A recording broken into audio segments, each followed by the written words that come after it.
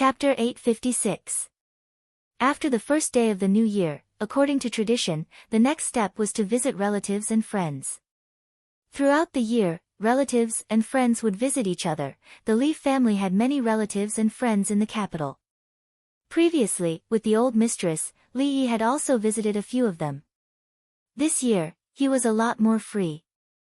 Lin Wanru had to go on a business inspection in the capital and usually returned very late. Li Yi asked Fang to send a few people to follow her. Although it was the new year, there were still many people who were restless. Nonsense. In the hibiscus garden, Emperor Jing threw several memorials from the imperial astronomer and the imperial censorate on the table and said coldly, "The star of calamity, Mars. The Princess Royal, is she someone they can slander?" Mingzu walked over and patted his back.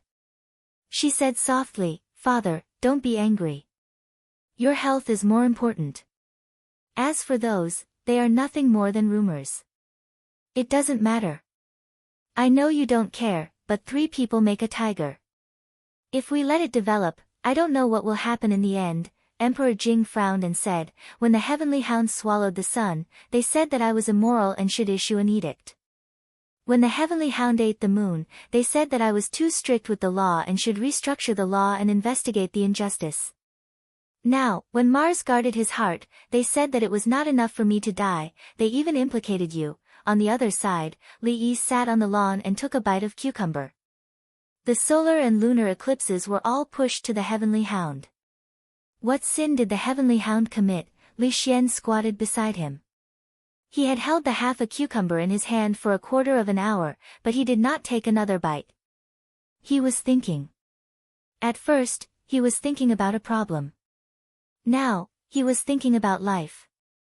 These days, he had been studying astrology and celestial phenomena. At first, he asked Li Yi out of curiosity why he always saw the lightning first and heard the thunder later when it thundered. Later, he knew that the speed of light was faster than the speed of sound. Therefore, when there was thunder in the distance, he always saw the lightning first and then heard the thunder. It turned out that light also needed time to spread. It turned out that when he raised his head, what he saw was the sun from half an hour ago, the Big Dipper from 100 years ago, and the Heart constellation from 500 years ago. Even when he looked up at the starry sky at night, one of the stars he saw had already disappeared. It turned out that even though Li Yi was standing in front of him, the person he saw was not the person he saw at that time. "Hey, are you okay?" Li Yi raised the cucumber and waved it in front of him. He was a little regretful and worried. He really shouldn't have said so much just now. The scale and magnitude of the starry sky had far exceeded the limits of what people could imagine. If, after realizing the vastness of the universe and his own insignificance, it caused him to have thoughts that he shouldn't have, that would be a great sin. Li Xian looked up at him and asked solemnly, "Who are you?" Li Yi met his gaze for a moment and finally sighed, saying, "Looks like I can't hide it anymore." He looked at Li Xian and said seriously, "To tell you the truth, actually, I transmigrated here from more than 1,000 years in the future." Li Xian looked at him and thought for a moment, then said seriously, "If that's the case, I won't hide it from you. Actually, I'm from the moon, people from the moon, hello. People from the future, hello." The 2 of them raised the cucumbers and touched them together. Then, there were 2 "kacha" sounds. Li Xian was very smart, and under Li Yi's long-term indoctrination and training, his ability to accept new things was unusually strong. He almost never doubted Li Yi, because even if he did, he would always find evidence to prove that he was right one day. At that time, when Li Yi told him that the stars he saw were actually just balls, he didn't believe it. However, now that he had seen it with his own eyes, it turned out that those stars were really balls. "What are you going to do about the matter of Mingzu?" Li Xian lay on the lawn, folded his hands behind his head, and said, "Let them slander her like that?" Li Yi shook his head and said, I still have to rely on you. Tell me, what do you want me to do?" Li Xian sat up again from the lawn, his eyes flashing with excitement. Changde stood behind Emperor Jing and said, "According to the report from the Secret Intelligence Division, those slanderous remarks against Her Royal Highness have not spread widely. There are indeed many rumors among the people, but compared to the previous public discussions, the impact is much smaller. Emperor Jing waved his hand and said, "What does it have to do with Emingzu? My people are not stupid. They know how to distinguish right from wrong and will not be easily used by those who do bad things. Moreover, the things that Emingzu has done for the people, they are all beneficiaries. How can they do such ungrateful things?" Changde nodded and said, "Maybe it's true," but he knew in his heart that this was not the only reason. In contrast, the matter of the Chui family's master and his second brother cutting off their sleeves and neglecting his wife, causing the first wife of the Chui family to have an affair with the third son of the Chui family was more interesting than whether Her Royal Highness was a jinx. He was also very interested in this matter. It was said that the circle of the nobles in the capital was extremely chaotic, but he did not expect it to be so chaotic. Even so, we can't relax our vigilance. Emperor Jing frowned and said, "Pass down the order. If anyone in the capital continues to spread such bad words, they will be flogged 50 times. Your Majesty, this matter must not be." Li Yi came over from the side and explained, "Preventing the people's mouths is more important than preventing a river. The more we suppress it, the more it will rebound. At that time, even if Her Royal Highness is not a jinx, she will be called a jinx by them." Seeing him come over, Emperor Jing lay back on the rocking chair, waved his hand and said, "Don't beat around the bush. If you have any ideas, just say it. It's better to spread the public opinion than to block it. Since everyone thinks that a jinx has rushed to the emperor, as long as they know that Yinghua and Xinsu are far apart and can't collide no matter what, wouldn't it be better?" After listening to Li Yi, Emperor Jing seemed to think of something. He straightened up and turned to look at Li Xian, asking, "Can the Academy of Sciences really see Yinghua clearly?" Li Xian nodded and said with a smile, "Uncle Emperor, in 3 days, Xian is going to hold a stargazing meeting at the Academy of Sciences. At that time, not only Uncle Emperor, but the royal family, the nobles in the capital, and the ministers in the capital can all see the true appearance of Yinghua. If Uncle Emperor is interested, you can also see what is on the moon." Emperor Jing looked at him and pondered for a moment before asking, "How confident is the Directorate of Astronomy?" Li Xian smiled and said, "Xian is going to ask the Directorate of Astronomy. It's obviously just an ordinary solar and lunar eclipse. How can it be related to the Heavenly Hound? Yinghua and Xinsu are thousands of miles apart. How can they meet? How can this be a warning from heaven and an ominous sign?"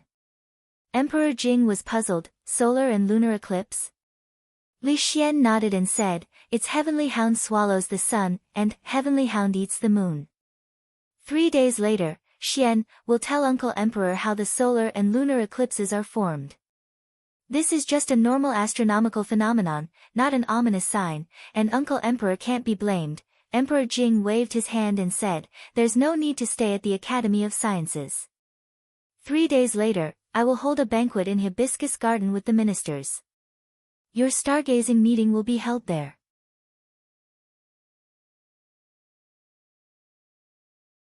Chapter 857. How's the situation outside? Cui Qingze was pacing in the room when he saw a man hurrying in from outside. He immediately asked. The confidant of the Cui family naturally knew what the family master was concerned about these days. He immediately said, "Master, I've sent more people, but there's still no effect at present." "That's strange." Cui Qingze furrowed his brows. Previously, the king of Shu was called the virtuous king and was crowned as the crown prince. The speed at which the news spread was incredible. Before anyone could react, it had already formed a strong public opinion in the capital. It was precisely because of this that the angry emperor drove him out of the capital.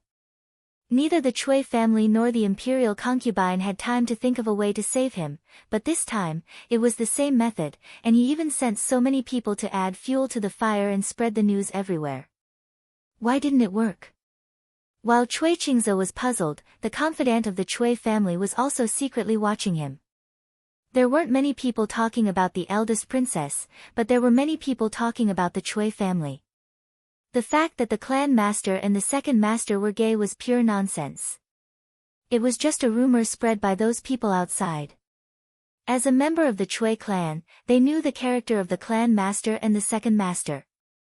There was no such thing as being gay or sharing peaches. It was just some people with ulterior motives who wanted to discredit them, but the family master's wife and the third master, they really didn't pay attention to it before. After being reminded, they were surprised to find that the family master's wife and the third master were closer than they were with other people. Could it be that someone in the Chui family who knew about this spread it? Chui Jian, Chui Jian. Chui Jian suddenly raised his head and saw the family master looking at him. He came back to his senses and immediately asked, "What else do you want me to do, master?" Chui Qingze waved his hand and said, "No, you can go now. Pay more attention to the situation outside these 2 days." "Yes, if the family master has no other orders, I'll go first." Chui Jian replied respectfully. When he retreated to the door, a voice came from behind him again. "Wait a minute." Chui Qingze looked at him with no expression on his face and asked lightly, "What has Qingduo been doing these days?" "Third master." Chui Jian was stunned. He looked at the family master and said with his head down, "I don't know, wait, where are you going? Come back." Li Yi called out to Li Xian as soon as he saw him leave the great hall and rush out of the Furong garden. "The stargazing gathering is in 3 days. I have to go back and prepare."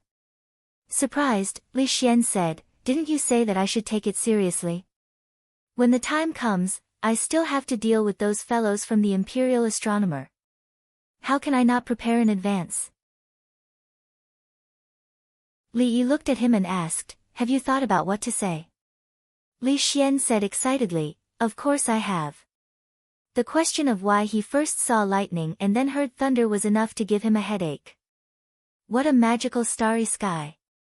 Just now, his head was about to split open.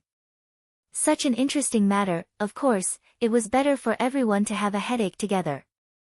Li Yi asked tentatively, "Say that the you standing in front of them is actually not the you now, say that the sun they see is the sun from 15 minutes ago, say that the Big Dipper in the sky is the Big Dipper from more than 100 years ago, say that if you look at the starry sky at a 45-degree angle, you can see the past." "Yes, that's it. Do you have anything else to add?" Li Xian nodded vigorously and then asked doubtfully, "Why a 45-degree angle?" "Add my ass." Li Yi grabbed his arm and said with a dark face, "Let's get in the carriage first." When the carriage arrived at the gate of the Academy of Sciences, Li Xian jumped off the carriage, looking a little dispirited. "Remember everything I said just now?" Li Yi asked again to confirm. "Yes." Li Xian lowered his head and said, "Let them look at the stars and overturn the conclusion of Antares guarding the heart. Tell them that the cause of the solar and lunar eclipses is not because of His Majesty's immorality, but because of the astronomical warning. Other than that, don't say anything else." Li Yi looked at him and frowned, "You'd better remember what I said. This is not a joke. Saying too much will do you no good." In the Jing Kingdom, no one dared to put Li Xian on fire just because of what he said. If his thinking was a little advanced, with His Majesty's protection, he could also speak logically and justifiably. At most, it was an academic argument, which was nothing. However, if his thinking was too advanced, it was very likely that he would be regarded as a madman. Maybe it would also touch the point of the feudal dynasty, and it would be difficult to clean up the mess. The purpose of this stargazing meeting was to dispel the rumors about the princess spread by the Chui family, and at the same time to clear the old emperor's name. It was not to spread science. If he did not emphasize it again and again, Li Xian was likely to confuse the two. Seeing Li Xian step into the gate of the Academy of Sciences after making 3 promises, he became excited again. Li Yi felt that it was better for him to see it in person 3 days later. "Young master, why is the moon so bumpy?" Xiao Huan came down from a high platform in the courtyard and said with some disappointment. Li Yi touched her head and said, "Didn't I tell you before? This is the true appearance of the moon." Xiao Huan's pretty face was still a little disappointed. It was fine that there was no Chang'e, Jade Rabbit, Guanghan Palace on the moon, but it was actually so ugly. The last bit of hope in her heart was finally completely shattered. Rui came down from the high platform and asked Li Yi, "Husband, will you also use it to see the moon in Hibiscus Garden tomorrow?" Li Yi nodded. The Academy of Sciences had only made one telescope for astronomical observations so far. Li Xian treasured it like a treasure, and it was not easy for him to borrow it. "I have seen it today, so I won't go tomorrow night. Dwener doesn't sleep well at night. If he doesn't see me when he wakes up, he will definitely cry." Rui looked at him and said. Li Yi nodded and said, "If you don't want to go, then don't go. In fact, it's not that interesting." Rui didn't really like that kind of lively occasion. Moreover, Li Xian wasn't really kind enough to invite those people to see the moon tomorrow. There might even be a fight, so he didn't force Rui to go with him. Turning his head, he saw that Mississippi Lu had finished looking at the moon and was looking at the telescope itself. Li Yi's heart skipped a beat and he immediately said, "This won't do. This will be of great use tomorrow. I can't take it, tonight, to Hibiscus Garden." In the Willow Lane, Zheng Zumo looked at him in surprise and asked, "Isn't that the Imperial Garden?" Li Yi looked at her and said, "There will be a lot of fun to see tonight. Do you want to go with me?" He felt a bit bad that he didn't have much time to spend with her these few days. She liked crowds and should be more interested in such an occasion. "Husband Li. Sister Lu is not going." Zheng Zumo looked at him and asked. Li Yi shook his head. Then let me think about it." She was actually a bit tempted. After all, this was a rare opportunity to be alone with him. However, their relationship hadn't been made public, so it was a bit inappropriate to appear with him like this. An idea suddenly appeared in her mind. A glimmer of light flashed through her eyes. She nodded and said, "Okay, I'll go with you tonight, Chui Manor. Stargazing meeting, what is it?" Chui Qingze held an invitation in his hand and turned back to ask, "Is Madam free tonight? How about we go together?" The woman shook her head and said, "I'm a bit tired today." "Master, you can go by yourself." Chui Qingze nodded. When he walked out of the room, he saw someone coming from the side corridor. He thought for a moment and asked, "Qingduo, His Majesty is holding a banquet in Hibiscus Garden tonight and inviting all the officials to participate in the stargazing meeting. Do you want to go together?" "Stargazing meeting?" Third Master Chui shook his head and said, "I'm not interested. Besides, I'm drinking with friends tonight. Big brother, you should go by yourself."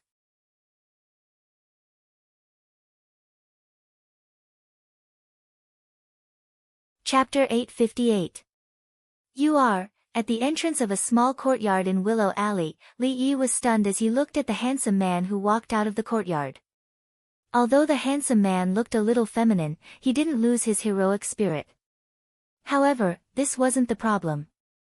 The problem was that she wasn't dressed like this when he saw her in the morning. Li Yi looked at her in surprise and asked, "Why are you dressed like this?" "This way, it won't be easily seen through." The goddess of Luo Shui seemed to be very confident in her male appearance and said with a little pride. Li Yi knew that she was thinking for his sake. He shook his head and didn't say anything else. "Let's go." She held on to Li Yi's arm and walked out of the alley. "Wait." Li Yi turned around and looked at her. He looked her up and down and finally stopped at a certain place. He said in surprise, "Where are your breasts?" She immediately blushed. Shameless, impossible. Why did they suddenly disappear? Was it just an illusion before? He was puzzled.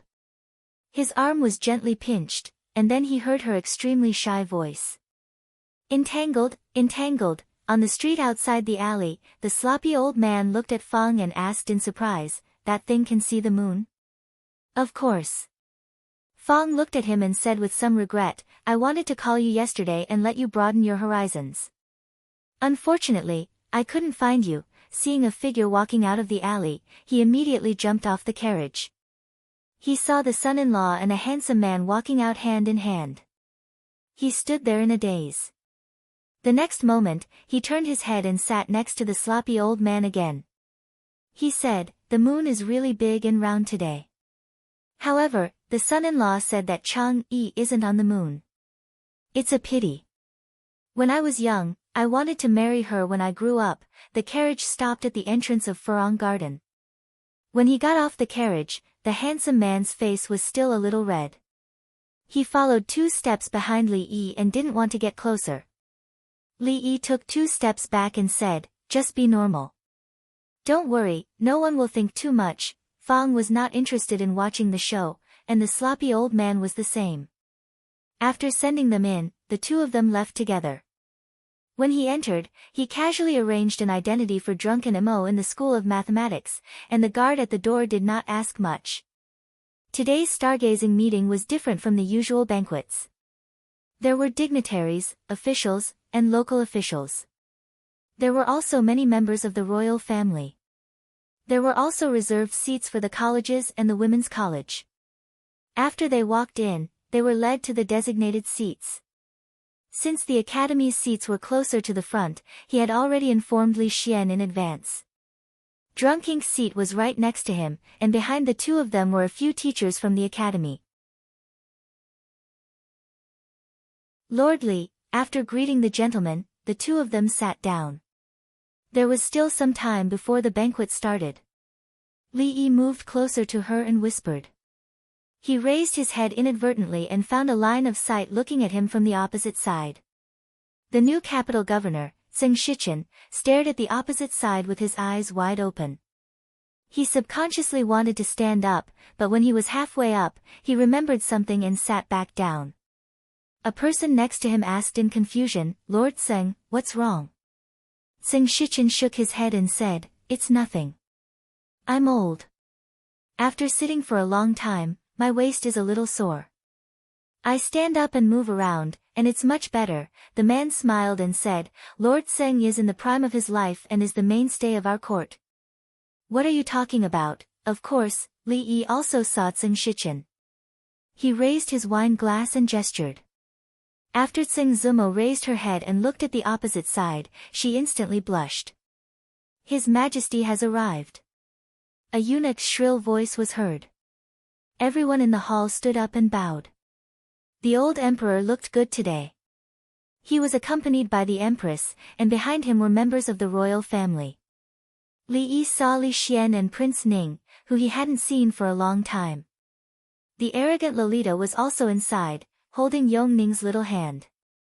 She turned her head around and looked around restlessly. When she saw Li Yi, she happily winked at him. The emperor's banquet was only a symbol of benevolence.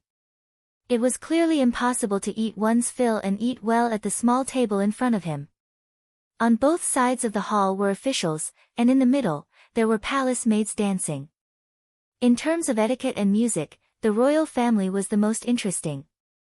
Those palace maids were also selected from thousands of people.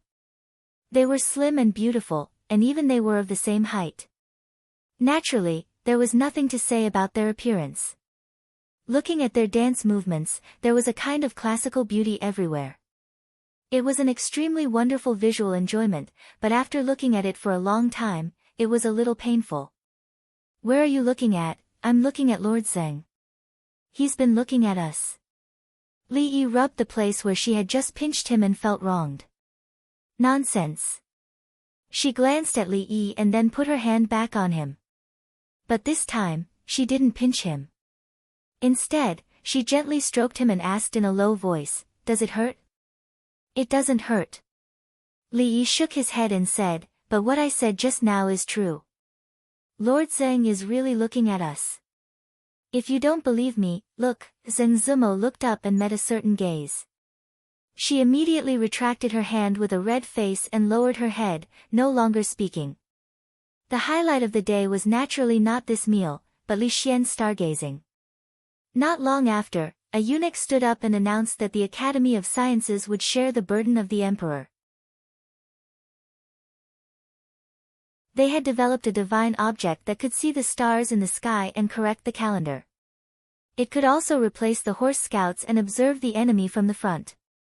After a series of rewards for the Academy of Sciences were announced, the crowd was led out of the hall to see the true appearance of the moon and Mars. The old emperor took the lead and walked out of the hall, and the officials naturally followed. Just as Li Yi stood up, a voice came from behind. Sir, wait a minute, the proud Lolita ran over from behind while holding Yongning's hand. She looked at Li Yi and then at the Luo Shui goddess who was disguised as a man, and a look of doubt appeared in her big eyes. Sister Zumo, there was a period of time when Yongning was particularly clingy to her, but she recognized her at a glance. She hadn't seen the sister who could sing for her for a long time, so she ran over happily. A look of embarrassment appeared on Zheng Zumo's face, and she was at a loss. She thought that she wouldn't be recognized when she was disguised as a man, but she didn't expect that she couldn't even fool a little girl of 6 or 7 years old. The proud Lolita was surprised for a moment, then ran over and shook her arm. Hee, so it's Sister Zumo. It's so fun, can you teach me how to dress as a man next time? Now it's Brother Zumo. Li Yi walked over and said, alright, we'll talk about this later. Let's go outside and watch the show first. I didn't expect Mars to see so clearly, that's right. So Yinghua is a ball just like the moon. Lord Chen, make way, it's my turn to look. Lord Su, didn't you see it just now? Don't waste everyone's time. Outside the hall, countless people surrounded a strange cylindrical object, pointing at it and discussing it. The stargazing event had started 3 days ago, and now, it had long aroused the curiosity of everyone. Those who had already gone up to watch were all surprised and surrounded by the crowd, asking questions. Those who hadn't seen it felt like hundreds of claws were scratching their hearts, and they couldn't wait to go up immediately. Mars, Cui Qingze looked at this scene, and his face darkened slightly. A bad feeling welled up in his heart.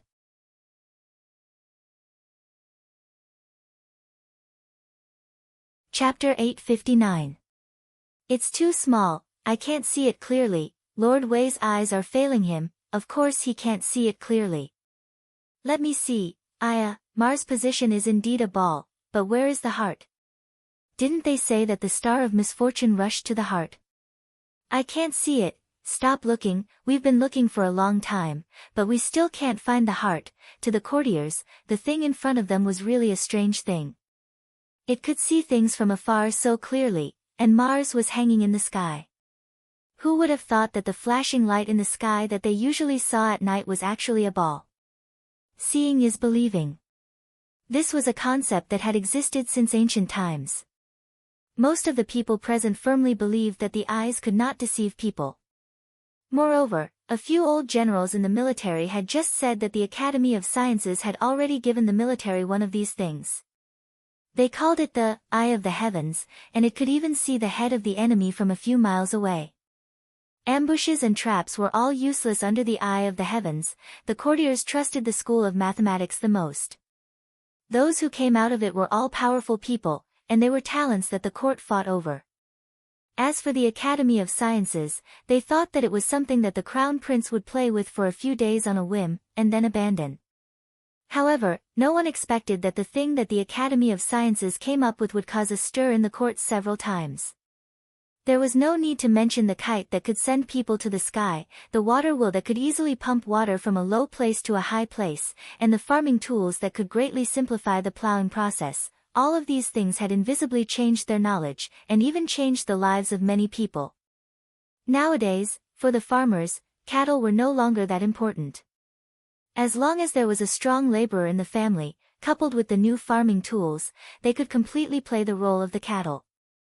This was enough to be called a groundbreaking event. His Majesty was so happy that he rewarded 100,000 taels of silver. After such a short period of time, the Academy of Sciences came up with such a magical device, and it was a great eye-opener for everyone. Of course, many people knew that today's event would not be as simple as looking at the stars. The matter of Mars guarding the heart had caused an uproar. Now there was a rumor among the people that Her Royal Highness was the Mars Bane. It was the princess who offended His Majesty. How could the Academy of Sciences not have any ulterior motives for holding a stargazing event at this time that involved a sensitive topic like Mars? Cui Qingze's face was somewhat gloomy. He had already guessed the purpose of this stargazing. He glanced vaguely in a certain direction, and the official nodded slightly. The telescope that was used to observe Mars was the one with the highest observation distance and the best quality. However, if it was used to observe the moon, it didn't have such high requirements. Apart from that one, there were a few others of slightly inferior quality, but they were more than enough to watch the moon. "Sir, is there really no Chang-e on the moon?" The proud Lolita ran over from afar. She had just seen the moon through that strange thing. That bumpy, ugly thing was not the moon she had imagined. The moon in her heart had Chang-e, the jade rabbit, and the beautiful osmanthus tree. The moon palace was not like that. Li Yi shook his head helplessly. The proud Lolita asked pitifully, "Is there no osmanthus tree or the moon palace?" Li Yi could only shake his head. "What about the jade rabbit?" "There should be a jade rabbit." Li Yi still shook his head. The proud Lolita was very sad. She threw herself into Li Yi's arms sadly, and her tears were about to fall. Li Yi stroked her hair. Although it was indeed a little ruthless and cruel to burst a girl's dream, Xiaoning had grown up. Compared with the cruel world she would recognize in the future, it was nothing at all. Her Royal Highness threw herself into the arms of a man. In the eyes of the other officials around, it was certainly a little unbelievable, but the situation in front of them was a little different. County Marquis Li was the master of Her Royal Highness, so his identity was naturally closer. His Majesty doted on the little princess the most. She was usually simple-minded, and when she was sad, it was inevitable that she would do something beyond the bounds of propriety. However, everyone deliberately ignored this scene.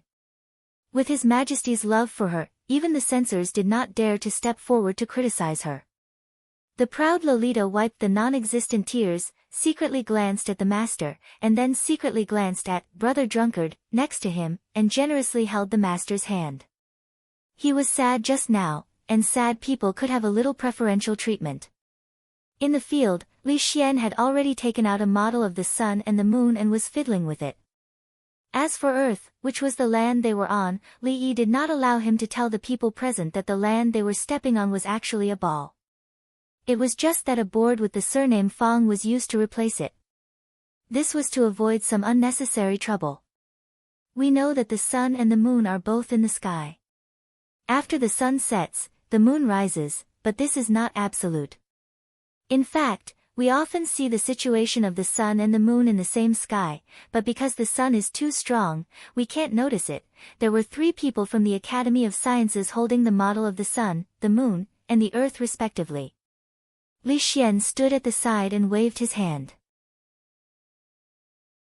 After the 3 people moved their positions, according to the order of the sun, moon, and earth, they formed a straight line. When the moon runs to the middle of the earth and the sun, it will block a part of the sunlight, casting the shadow of the moon on the earth.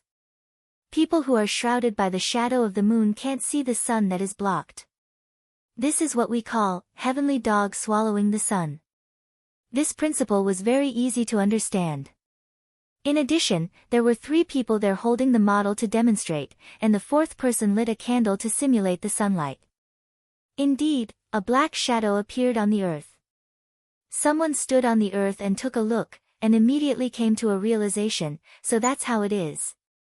Li Yi glanced at the official. When Li Xian chose the actors, he was too sloppy. This acting was a little exaggerated. Although it was exaggerated, the principle was still the same. He didn't come up with any new theory. He just used the concept that everyone already had to explain the cause of the solar eclipse in a vivid manner. None of the people present were stupid. If they still couldn't figure it out, they wouldn't be here today. Li Xian waved his hand, and the position of the 3 people changed again. Using the same principle, if the moon runs to the opposite side, and the earth is between the moon and the sun, then the moon will leave the earth's shadow. This is what we call heavenly dog swallowing the moon. The place suddenly became a little quiet.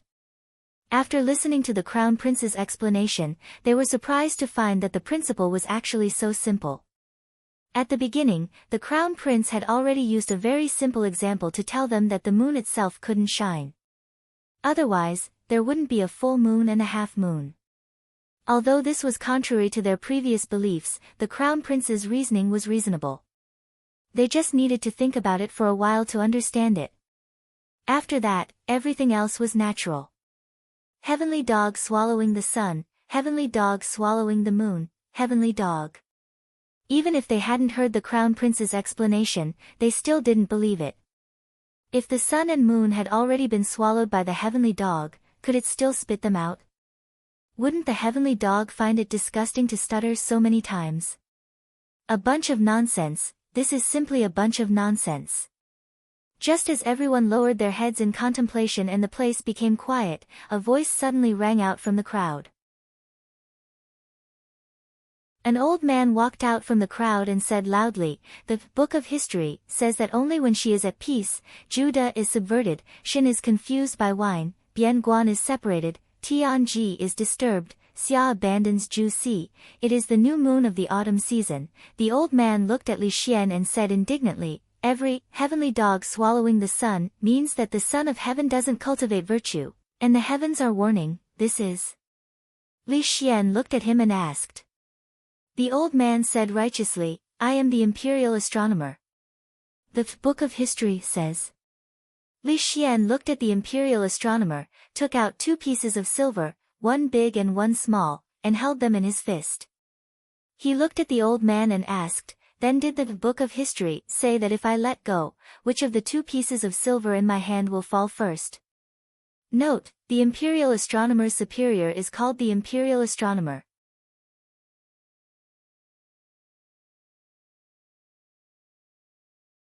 Chapter 860. It was within everyone's expectations that the imperial astronomer would stand up to refute the crown prince. Stargazing, divination, and calendar calculation had always been the duty of the imperial astronomer. The crown prince's words just now were reasonable and his demonstration was vivid. Even those who did not understand astrology would be convinced. However, this was tantamount to smashing the reputation of the imperial astronomer. In other words, it was destroying the faith of those who had devoted their lives to it. However, no one expected that after the imperial astronomer stood up, the crown prince did not refute him. The change was so fast that it was even a little confusing. Moreover, although the imperial astronomer was old, he was not muddle-headed. The difference between the 2 pieces of silver was so obvious. Surely he could not be mistaken. When it came to the issue of faith, the imperial astronomer could still be neither servile nor overbearing in front of the crown prince. He looked at the crown prince's hands and said, "Although the imperial annals did not say it, the crown prince should not think that this old man is muddle-headed. If your highness let go at the same time, the heavier silver will naturally fall first." Dong! Li Xian let go of his hands. The 2 pieces of silver fell to the ground and also hit the old imperial astronomer's heart. The surrounding officials were also in an uproar. This did not make sense. Could there be a trap? The imperial astronomer did not believe it. He picked up the 2 pieces of silver, weighed them, and tried them with his own hands. He then took out 2 pieces of different sizes and tried them again. He murmured, "How could this be, how could this be?" Not far away, Prince Ning smiled and said a few words in Emperor Jing's ear. Emperor Jing was slightly surprised, but a smile also appeared on his face. This child, Zheng Zimu pulled on Li Yi's sleeve and asked curiously, "Why?" Li Yi turned his head and glanced at her. He said, "I can't explain it in a short time. When we go home tonight, I will explain it to you slowly." Ahem.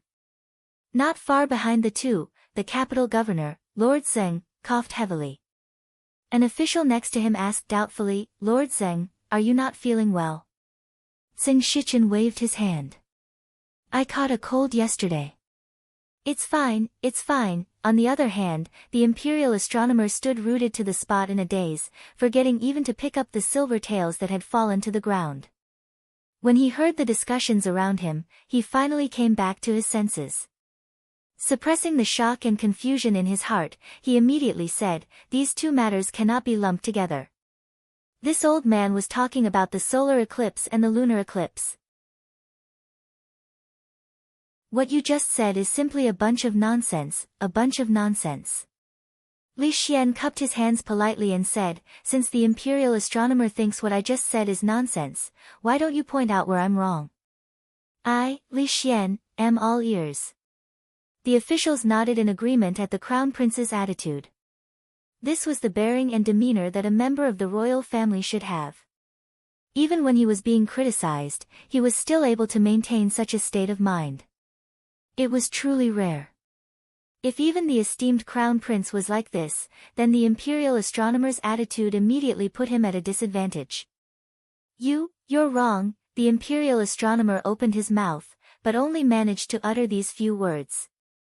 He only knew that the crown prince was definitely wrong, and definitely would be wrong, but he simply could not point out where exactly he was wrong. What the crown prince had said just now was so reasonable, and that demonstration was so vivid and clear. How could the imperial astronomer find any mistakes? After opening his mouth a few times, he waved his hand and said loudly, a bunch of nonsense, simply a bunch of nonsense. Li Xian continued to ask politely, since it's nonsense, may I trouble the imperial astronomer to tell me where the nonsense is? In short, a bunch of nonsense. My lord, you're being a little unreasonable. Li Xian was not the only one who thought that the imperial astronomer was being unreasonable. Most of the people present felt the same way. Even if the crown prince was wrong, as long as the imperial astronomer gave a basis, everyone would be able to come to a conclusion. However, it was obvious that the crown prince had always been reasonable and polite. The imperial astronomer only understood the words a load of nonsense. It was obvious that the imperial astronomer was being a little unreasonable. The smile on Li Xian's face had already disappeared. He looked at the old man and said coldly, I'm trying to reason with you. If you continue to be unreasonable, the Academy of Sciences and the Crown Prince's residence will not be so easily bullied. The old man shuddered when he looked at him, but he suddenly laughed maniacally and said, I remember now. You just said that the lunar eclipse was the shadow cast by the Earth on the moon. In that case, the shadow of the Earth on the moon should be extremely square, so why is it curved? The moment these words were spoken, the entire place fell silent once again. Many people thought about it and nodded slightly. The imperial astronomer's words made a lot of sense. If the crown prince could not explain, then his previous judgment was very questionable. A thoughtful expression appeared on Li Xian's face. He nodded and said, what you said makes sense. A smile appeared on the imperial astronomer's face. So you admit that you're talking nonsense? Li Xian thought for a moment, then said, it's all thanks to the imperial astronomer's reminder. Since the sun is round, the moon is round, and even Mars is round, and all the stars we see with this object are round, why can't our Earth be round in the same starry sky? He suddenly clapped his hands and said in sudden realization, that's right, no wonder the shadow of the Earth on the moon is curved. No wonder we can only see far by climbing high. No wonder the horizon is also curved when standing by the sea. No wonder we always see the mast before the hull of the ship when sailing from the sea. Perhaps the Earth beneath our feet is also a big ball? The imperial astronomer stood where he was, the crown prince's words echoing in his mind. Then, there was a buzz. Hee, a bunch of nonsense, misleading people with lies, this is misleading people with lies. Fiend star, so you're the fiend star. Li Xian looked at the crazed imperial astronomer and waved his hand. Take this lord away to rest. No one cared about the mad imperial astronomer anymore. Their minds were filled with the words that the crown prince had just said. The imperial astronomer's words not only enlightened the crown prince, but also made them think deeply. During an eclipse, the Earth's shadow, the sails of ships sailing from the sea, if the Earth was flat, why would one need to climb high to look far away? The sun, the moon, Mars, why had they never thought about these things?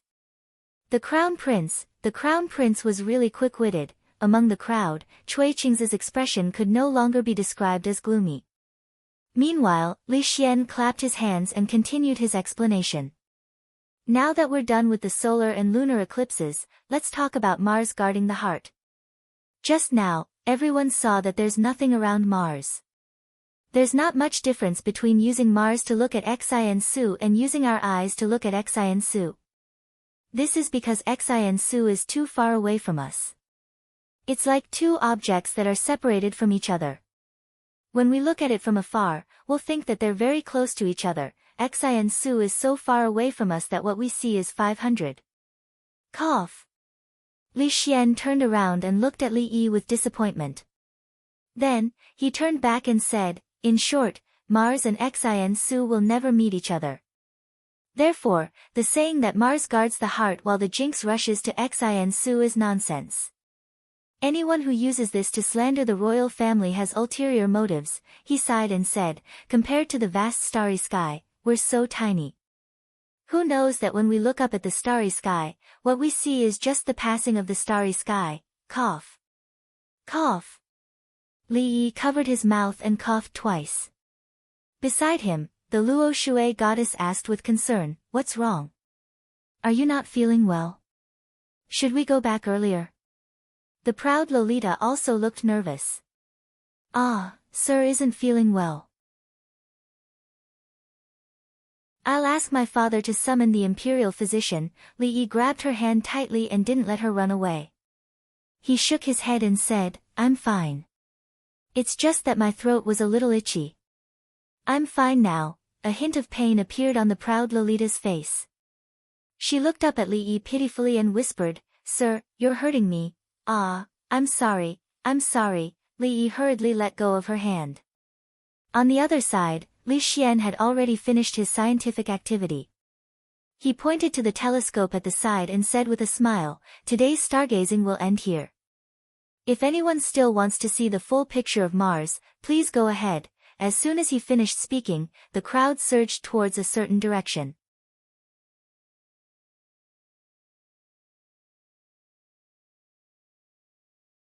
Chapter 861. The Stargazing Conference opened the eyes of all the officials and nobles present. His Royal Highness convinced people with reason, crushed the imperial astronomer unilaterally, and completely overturned the rumors that had been circulating for hundreds of years. This was not the first time that the Academy of Sciences had subverted tradition. Even people could grow wings and fly to the sky, which proved that the heavenly hound that they didn't believe in actually existed. This was also within the range of their psychological tolerance. As for the fact that the ground under their feet was actually a big ball, for a while, some people still found it difficult to accept. But His Royal Highness's arguments were sufficient, and even if they wanted to refute, they didn't know where to start. Just the matter of a heavy object falling to the ground was enough to make them think for a long time. Antares guarding the heart was a jinx, and the rumor of His Majesty naturally fell apart. After today, if anyone dared to use this matter to make a fuss, it would mean that they had ulterior motives and intended to slander the eldest princess, who had made great contributions to the country. His Majesty would not easily forgive such bad behavior. The banquet came to an end. Emperor Jing and the Empress got up, and the officials gradually dispersed. Although there were some waves in the middle, today's stargazing conference could be regarded as successful. Li Yi was very glad that he finally came to see. Otherwise, he would have been ruined by Li Xian, who couldn't control his mouth when he was happy. Let's go back, too. Li Yi turned his head and said. Zheng Zimo nodded gently. At this time, a female official came around from behind and whispered, Master Li, the eldest princess has been waiting for you outside for a long time. Zheng Zimo looked at him and said, You go first, I will wait for you here. Li Yi shook his head and said, Let's go together. There should be nothing important, so we can go out together. The eldest princess had been accompanying the Empress and Princess Ning today. Li Yi saw her, but he was a little far away and didn't say much. She was going back to the palace at night. When Li Yi walked out of the hall, he saw her waiting in the corridor on the left from a distance. Li Yi walked over, first tilted his head to look at Zheng Zimo, and introduced, This is, I know. Mingzi nodded slightly to her, Miss Zheng. Your Highness. Zheng Zimo bowed to her. No need to be so polite. She shook her head and pointed ahead. It's getting late. Let's talk as we walk. She didn't say anything about the cross-dressing goddess of Luo Shui, nor did she ask anything about it. As a result, Li Yi didn't even have the chance to explain himself. She walked in front, and after a few steps, she looked back at Li Yi and said, "You've worked hard for this matter." "What are you talking about?" Li Yi shook his head. "Moreover, the one who's really suffering is Li Xian. If we don't let him say what he wants to say, it must be very uncomfortable. After tonight, the Chui family shouldn't be able to cause any more waves." "Are you sure the Chui family is behind this?" "What else?" Li Yi waved his hand and said, "Don't worry too much. After this time, they have almost no other tricks to play. However, we still need to be on guard. After all, a cornered dog will jump over the wall, and a cornered rabbit will bite. In the next 2 days, there should be some rebound, but you don't have to worry about this. Tonight's stargazing gathering was only to shut the mouths of the discerning people in the court. The most important thing was the ordinary people who didn't know the truth and were easily incited by evil people. After today, they must strike while the iron is hot and completely reverse the public opinion. Then, if you need anything, just tell me." She looked back again and boarded an extremely luxurious carriage. "I'm leaving." Li Yi waved to her. Fang and the sloppy old man had returned, and the carriage was parked not far away. The two of them had roasted chicken in one hand and fine wine in the other, leaning against the carriage and chatting enthusiastically against the moon. Li Yi was about to walk over, but Zheng Zimo shook her head and said, "Anyway, it's not far. Let's walk back." Li Yi waved to Fang, who was driving the carriage, and the carriage slowed down. It didn't get too close and hung far behind them. Zheng Zimo looked in the direction where the carriage disappeared and murmured, "It's really not easy for a woman like the eldest princess to govern such a large country like this." "Yes." Li Yi nodded. "If she gave birth to a man, she would definitely be emperor material." Zheng Zimo tilted her head and glanced at him. "You're the one who doesn't want her to give birth to a man, right?" Li Yi thought about it carefully and felt that he really couldn't accept it. He looked at her again and said, "It's fine if she's a man, but it's also a different feeling for a woman to dress up as a man." He reached out and pinched her chin. "Come, little brother, give me a smile." A figure walked out of a shop on the side of the street. A smile had just appeared on her face and she was about to greet him, but she quickly retracted her arm halfway. Li Yi looked at Lin Wanru who had walked out of the shop. Lin Wanru stood on the steps and looked at him. "Well, I'll take a look and go back later." She turned around and walked into the boutique again. Goddess Luo Shui blushed. After glaring at him, she quickly ran in. "Miss Lin, wait a minute." "It's not what you think." When they walked back together, Lin Wanru looked at him apologetically and said, "I'm sorry, I just thought." Li Yi shook his head. He couldn't blame her. After all, when Zheng Zimo was dressed as a man, she looked like a slightly androgynous young man. Whether it was men or women, she was very attractive. The scene just now appeared in her mind. She turned to look at Li Yi and asked, "You have?" Li Yi knew what she was asking. He nodded and said, "We just need a suitable time to welcome her in." "Then, does Sister Lu know?" Li Yi nodded. "No wonder." Lin Wanru nodded, and then asked, "Miss Ruoqing, you should also." Ruoqing. Li Yi thought for a moment and said, "There are still 2 more opportunities." Then, no more." Li Yi waved his hand again and again. He didn't see it before. Why was Miss Lin so curious? He immediately changed the topic and said, "It's so late. What are you doing in the shop?" Lin Wanru turned around and said, "Today I investigated some customers who were used to buying ready-made clothes in the shop, and then I helped them with the accounts. There are still a few opportunities." A few steps behind the two, Lin Yong counted with his fingers. When he raised his head, he let out a long sigh. The Chui family. When a maidservant went in to serve tea, she held her breath. After leaving the room, she wiped the cold sweat from her forehead and quickly ran away. In the hall, Cui Qing's face was extremely gloomy. He picked up the tea in front of him and drank it all in one gulp. However, because the tea was too hot, he spat it out again. His face turned red, and he slammed the teacup on the ground. The teacup shattered, and the tea splashed everywhere. Beside him, Cui Qingming asked in disbelief, "That imperial astronomer has really been driven crazy? Is there no one else in the imperial astronomer who has come forward?" Cui Qingzi slapped the table and said angrily, "Who would have thought that the thing in the Academy of Sciences could even be seen by Yinghua? That ball is clearly hanging there. Everyone has seen it. How can the imperial astronomer argue with him?"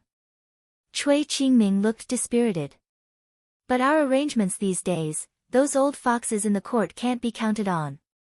Cui Qingzi waved his hand and said, "While the matter of the stargazing conference hasn't spread, let's add some fuel to the fire.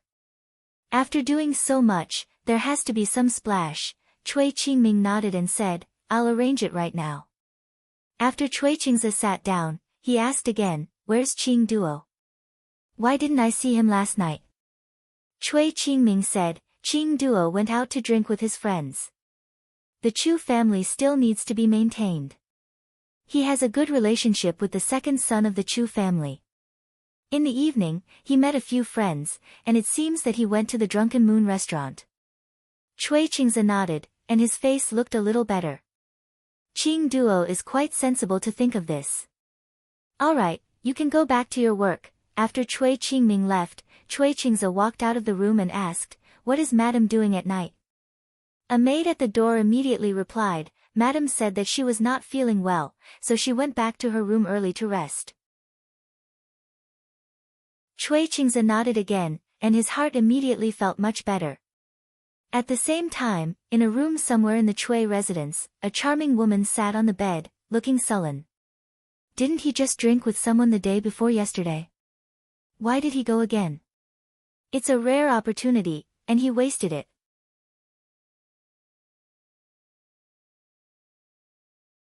Chapter 862.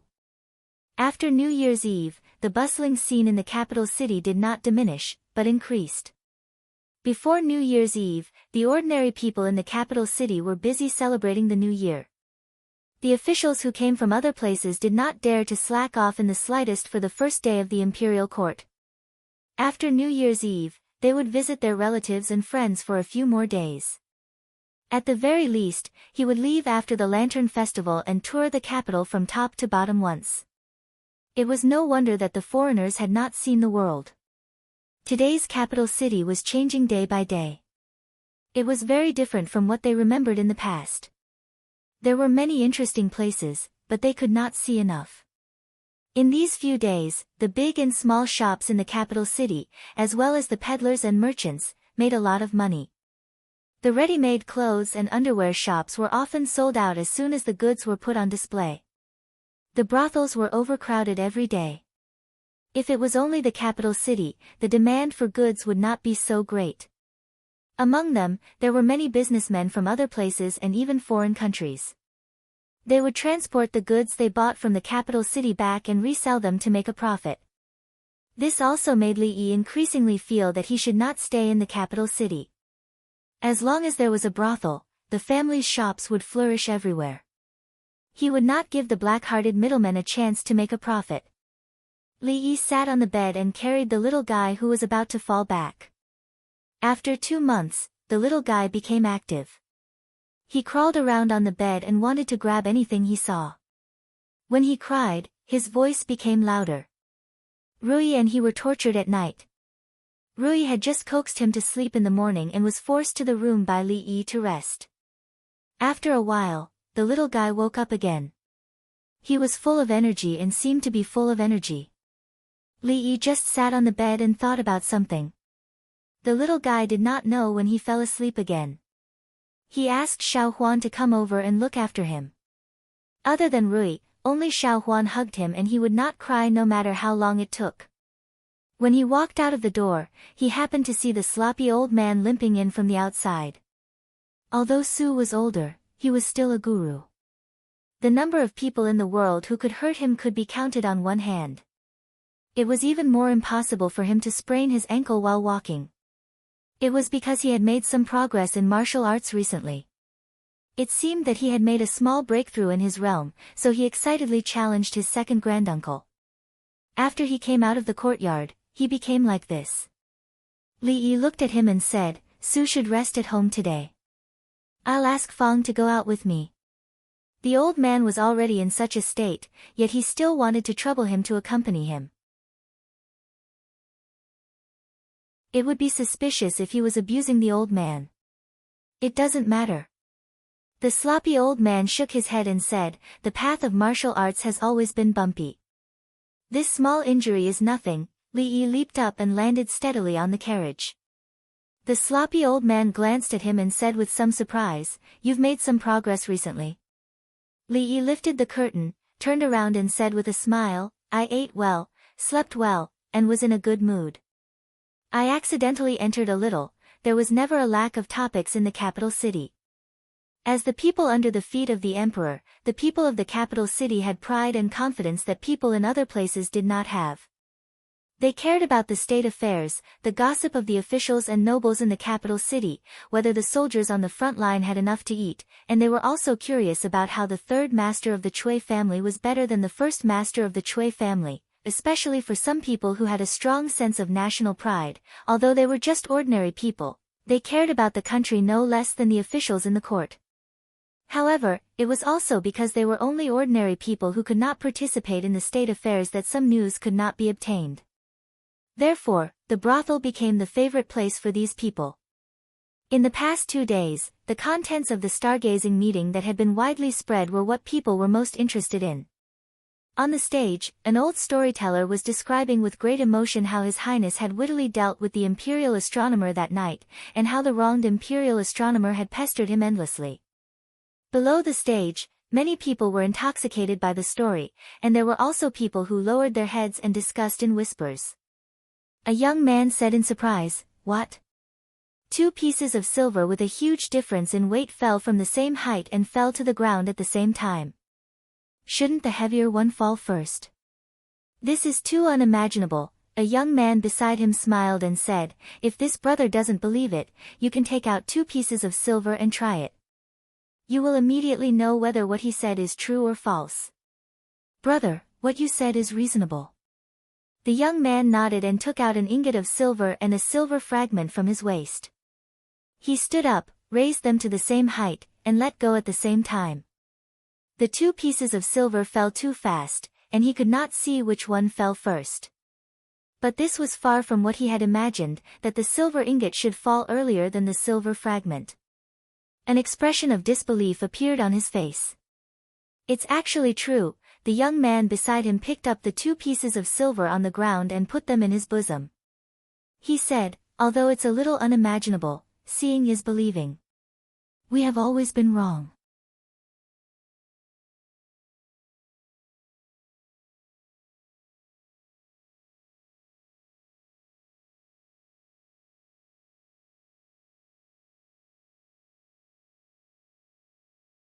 "Yes, I didn't expect that we would be wrong for so many years when we could easily verify the truth." The young man nodded and sighed inwardly. He then looked at him with a frown. "That's my silver." "What yours?" "I clearly picked it up." In another restaurant, a green-robed scholar was talking loudly, attracting the attention of the onlookers in the restaurant. "What stargazing meeting? They actually said that the earth under our feet is a big ball. This is ridiculous, a bunch of nonsense." The green-robed scholar spoke passionately. He drank a cup of wine and said again, "The heavenly dog swallows the sun and the heavenly dog swallows the moon. The sages have long explained this. Could it be that we scholars have been reading the sages' books all along have been wrong? Since ancient times, there has never been a woman in charge of the government. She abandoned the moral principles and ignored them. That's why there are bewilderment guarding the heart and warning the celestial phenomena. Now, someone actually wants to use such a twisted theory to cover up the past. What is his motive? What is his motive? If Her Majesty insists on doing this, the country will fall, the country will fall. We scholars, In the restaurant, some people listened excitedly, some people looked thoughtful, and some people's eyes flashed with suspicion. Fang drank a mouthful of wine and said angrily, "Young master, this guy is full of nonsense. Why don't you arrest him and put him in prison?" Li Yi shook his head and did not speak. The sloppy old man tore a chicken leg and said lightly, "The Jing kingdom does not convict people based on words. The emperor is muddle-headed, and the officials and the people can be scolded. These scholars are the most united. If you arrest one of them, countless more will appear. In this way, the world will be in chaos." Fang slapped the table and said, "Is there no way to deal with him?" As soon as he finished speaking, there was a noise at the door. "Hey, where did the beggar come from? You can't go in here, I want to find my husband." "My husband is inside. What do you mean by your husband?" Go, go, go. I'll give you a bun. Go quickly, my husband will be the top scholar in the future. I want to see him, top scholar." The waiter was slightly stunned when he heard the ragged woman's words. The woman took this opportunity to break in. She quickly walked to the green-robed scholar, grabbed his sleeve, and said excitedly, "Husband, I finally found you."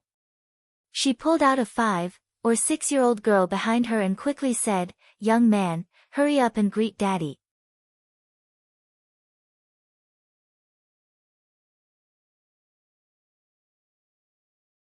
However, what principles could a beast in human attire, who could even abandon his wife and son, say?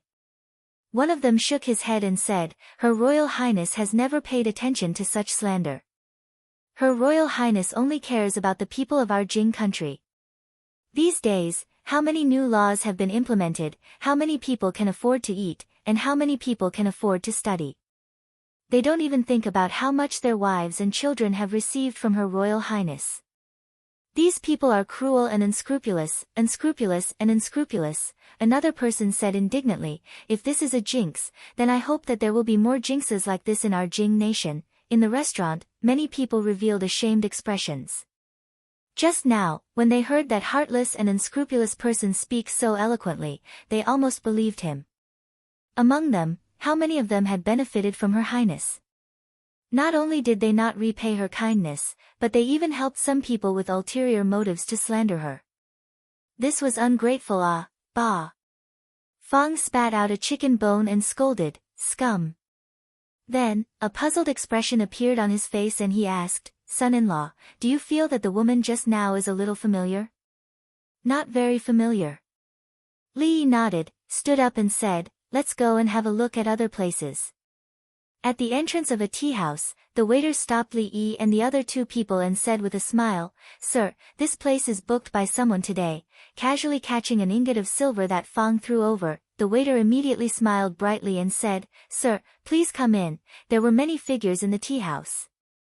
Most of them were young people dressed like scholars. They were probably holding a poetry meeting or something like that. Some were writing, while others were commenting loudly. Now that the emperor is ill, the Eastern Palace is empty, and women are in power, the rules are in chaos. The weather is warning us, but the court is ignoring it. I really don't know where the future of our Jing kingdom lies. Someone in the tea house frowned. Today, everyone was making friends through literature. Although the young people were full of ambition, it was inevitable that they would discuss the affairs of the country. However, the matter of Inghua guarding his heart had already been concluded. The imperial astronomer had made disrespectful remarks about Her Highness the Princess and intended to bring chaos to the court. He had already taken the blame and resigned. Almost all the officials in the court had seen Inghua with their own eyes.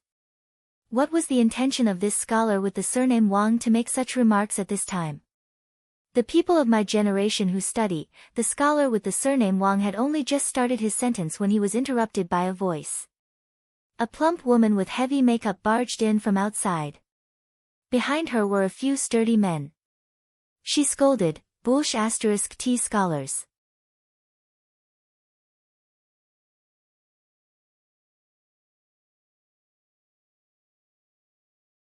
Chapter 864. Fuma, take a closer look. It says that Qin Xiangnian is 32 years old and is suing the emperor's son-in-law. Deceiving the king, deceiving the emperor, breaking off the marriage, killing his wife and son, losing his conscience. On the stage, an old man was singing passionately, and the audience was listening attentively. This was a new play that had been released not long ago. It was called The Case of the Beautiful Guillotine. It was about a heartless scholar who became the Zhuang Yuan and was recruited as the prince consort. He abandoned his first wife and, for the sake of riches and fortune, he wanted to kill his wife and son. As soon as this play was released, it became very popular in the capital. The fictional character of Justice Bao was no stranger to them. This story of how he didn't fear power and justice for the people and killed the wicked was very satisfying. It was exactly the kind of play that ordinary people living at the bottom of society liked to watch. At this critical juncture, if there really was a heartless person who abandoned his wife and son for the sake of wealth and honor, he would probably be stabbed in half by the audience. In the private room upstairs, Miss Sin wiped away her tears and looked at Li Yi with some bitterness. "Why did you come up with this play?" Needless to say, she, who was overflowing with sympathy, naturally sympathized with Qin Xianglian and her son. Wan Ruoqing was used to such scenes. She had seen this play countless times, from the script to the arrangement to the introduction of the stage. Naturally, she would not be touched at this time. She smiled and said, "This is just a play." If it wasn't so complicated and bizarre to stir people's emotions, not many customers would be willing to watch it. Zheng Zimo looked at her and curled her lips. "You only know how to speak up for him." Wan Ruoqing could only shake her head and smile. Li Yi looked at the goddess of Luo Shui and defended himself. Art comes from life, but it is higher than life. Although it is a play, it also reflects the reality of society. Today, when I was eating in the restaurant, I saw a real-life Qin Shimi. "You are too naive and don't understand the ugliness of this world." He thought of something and said, "Oh right, if you have the chance, help me thank the madam of the Jade Courtyard. If it wasn't for her this time, there might have been some trouble. She has never been someone who likes to suffer losses." Zheng Zimo shook her head and said, "I came here this morning to talk about the conditions. The new styles of the lingerie workshop will be supplied to them first. These were all unimportant matters." After the failure of the imperial astronomer, the Chui clan was still too naive to think that they could use these scholars to stir up the storm. They were but a plate of loose sand, and their usefulness was very limited. He just didn't know what kind of tricks they would use next time after they failed again. It wasn't that they hadn't considered solving the problem once and for all. However, how could a family that had existed for hundreds of years in the Jing kingdom fall so easily? At the very least, he needed a heavy primer. "Trash, all of you are trash." In a hall of the Chui clan, a row of young scholars knelt down. The head of the Chui clan, Chui Qingze, could no longer suppress the anger in his heart. His expression was ferocious, and he roared incessantly. The people kneeling in the hall lowered their heads, not even daring to breathe loudly. All the arrangements he had made, without exception, had failed. They didn't even stir up the slightest ripple. On the contrary, because of these things, the public opinion of the people had been completely reversed. In this invisible confrontation, the Chui clan had once again suffered a crushing defeat. Standing to the side, Chui Qingming looked at the trembling people, waved his hand, and said, "All of you, leave." As if they had been granted amnesty, they hurriedly got up from the ground and disappeared from the hall in an instant. Chui Qingze's whole body slumped on the chair. His eyes were lifeless, and his expression was dispirited. Big brother, Chui Qingming had just opened his mouth when he was interrupted. Chui Qingze stared blankly ahead and murmured, "Qingming, do you think we're getting further and further away from that path?" Chui Qingming clenched his fists and said through gritted teeth, "Her Highness is still here, and His Highness is still here. We haven't lost, and the Chui clan hasn't lost. We lost miserably yesterday. Chu Ping, you're the only one who won the most. No matter what, you have to pay for today's match, right?" In the Miaoyin pavilion, a young man put his arm around another young man's shoulder and said with a smile, "Of course." Chu Ping nodded, and then said in a low voice, However, you mustn't let my grandfather know that we went to the gambling house. Cui Shixin patted him on the chest and said, of course we know that. Don't worry, if the Grand Tutor finds out, won't we also be punished? Only then did Chu Ping relax. He touched the banknotes in his bosom and felt a burst of joy in his heart. The Chu family had a strict upbringing. Although he was the eldest son of the first wife, because of this, the elders were even stricter with him. Previously, he had traveled with his grandfather to broaden his horizons. Now that he had returned to the capital and was accompanied by his friends, he finally realized that there were so many fun things in this world. Come, let's go in first. Cui Shixin waved his hand and pointed at Qin Yu, who was at the side. As he walked, he said, I heard from Junliang that you also like that kind of thing, Chu Ping. You can talk more with little Duke Qin about this. I believe you will learn a lot from him. Chu Ping's face reddened and he hurriedly said, let's go in and talk. A well-rounded woman came out from inside and smiled. Oh my, young masters, you came at such a good time today. Lady Shuangshuang is preparing to perform in the heavenly room upstairs, Chu Ping asked in confusion, Lady Shuangshuang? Cui Shixin smiled and explained, Lady Shuangshuang's zither skills are the best in the wonderful sound pavilion. If you go up and listen, you'll know. You have a deep understanding of the zither. Perhaps you can even compare notes with Lady Shuangshuang. The wonderful sound pavilion was one of the more famous music halls in the capital. Normally, there was an endless stream of customers. The group went up to the second floor. Under the guidance of the beautiful woman, they entered the heavenly room. The room was very spacious and there were many small rooms inside. There were bead curtains hanging from the outside, forming a ring around the stage in the middle. At this time, there was already a woman on the stage. She was about 16 or 17 years old and was very charming and lovely. However, her face was a bit pale. At first glance, she gave off a feeling of weakness. Whenever a man saw her appearance, he couldn't help but want to take her into his arms and take good care of her. Cui Shixin stretched out his hand and waved it in front of Chu Ping's eyes. He smiled and said, Hey, what are you looking at? You're staring straight. No, nothing. Chu Ping's face reddened and he lowered his head in a panic. Could it be that this Lady Shuangshuang is your type? Cui Shixin looked at him in astonishment and said, Last time Junliang told me, I didn't believe it. So it turns out that you really do like this sickly appearance, but... He shook his head with a bit of pity. But what? Chu Ping immediately raised his head. This Lady Shuangshuang is a good woman.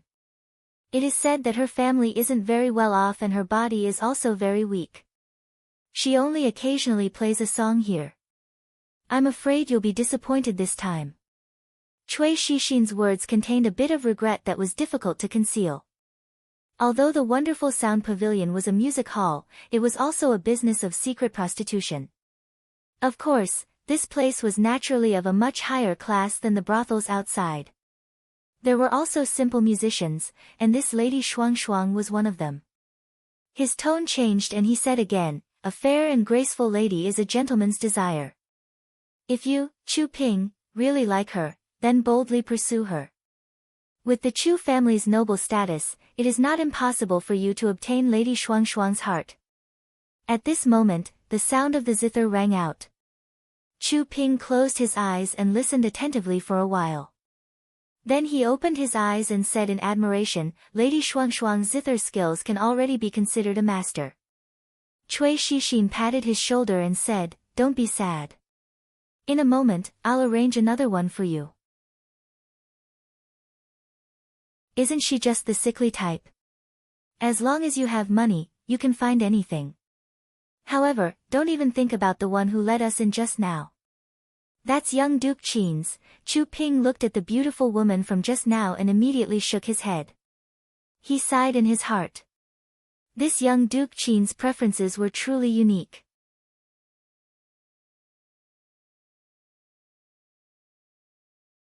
Chapter 865.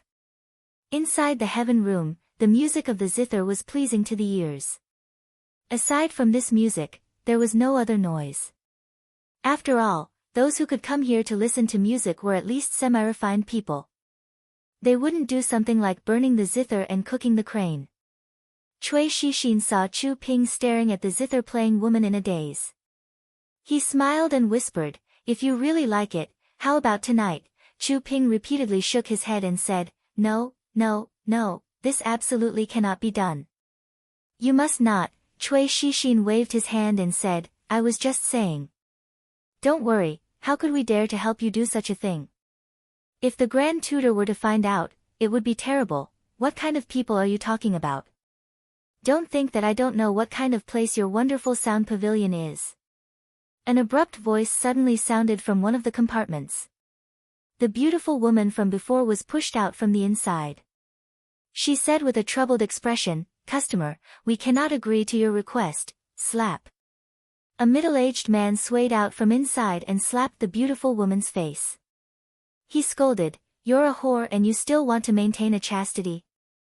Don't be so shameless." A man pulled the middle-aged man and said, Fifth Lord, you've drunk too much. Let's go back."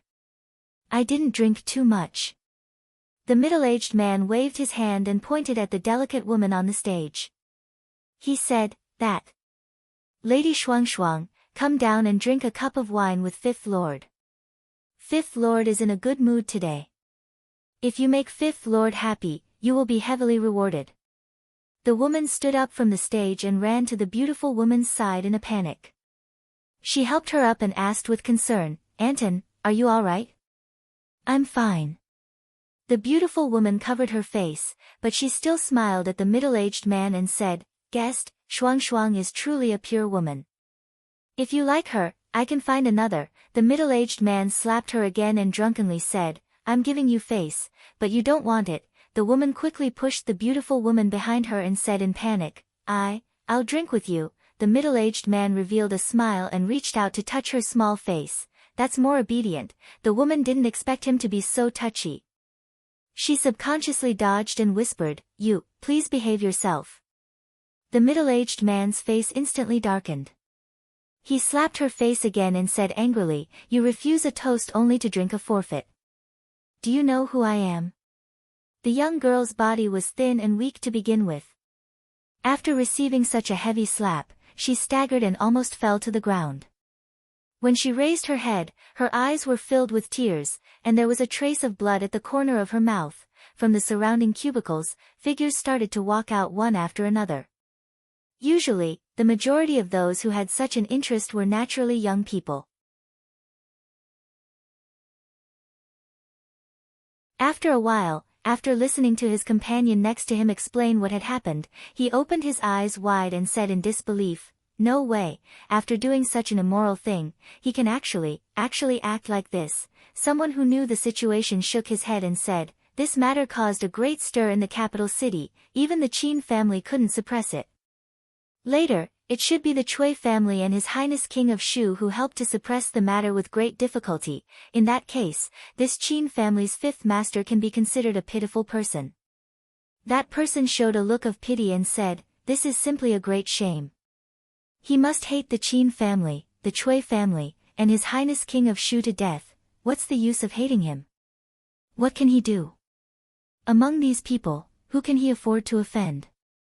Someone sighed and said, "It is also because of this matter that this Qin family's fifth master only knows how to drink and have fun all day, drowning his sorrows in alcohol.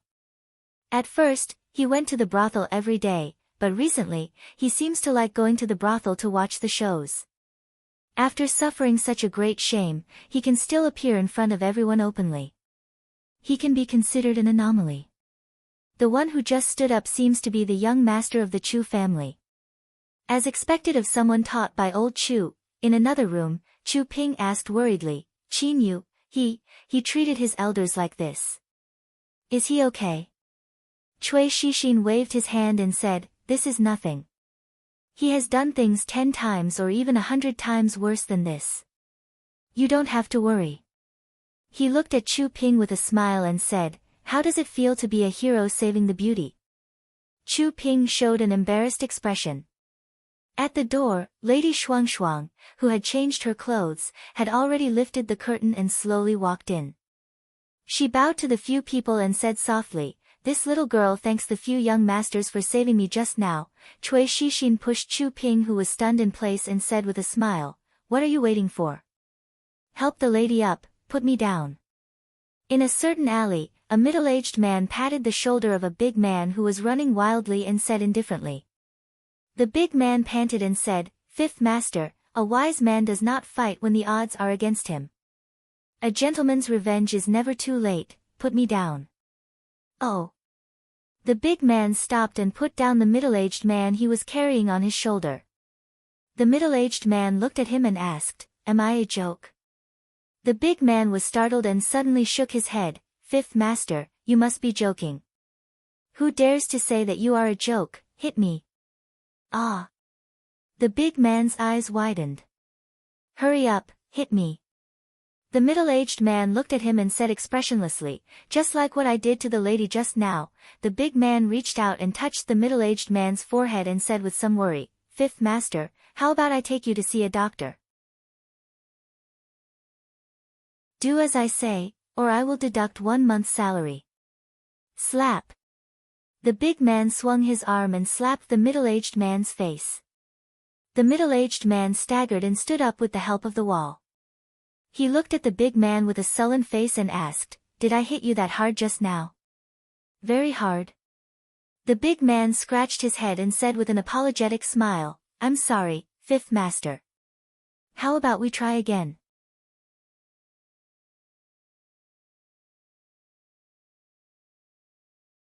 Chapter 866. The period from the Spring Festival to the Lantern Festival was the busiest time of the year for the brothel. Li Yi sat in front of the window of the small building, writing the latest plays.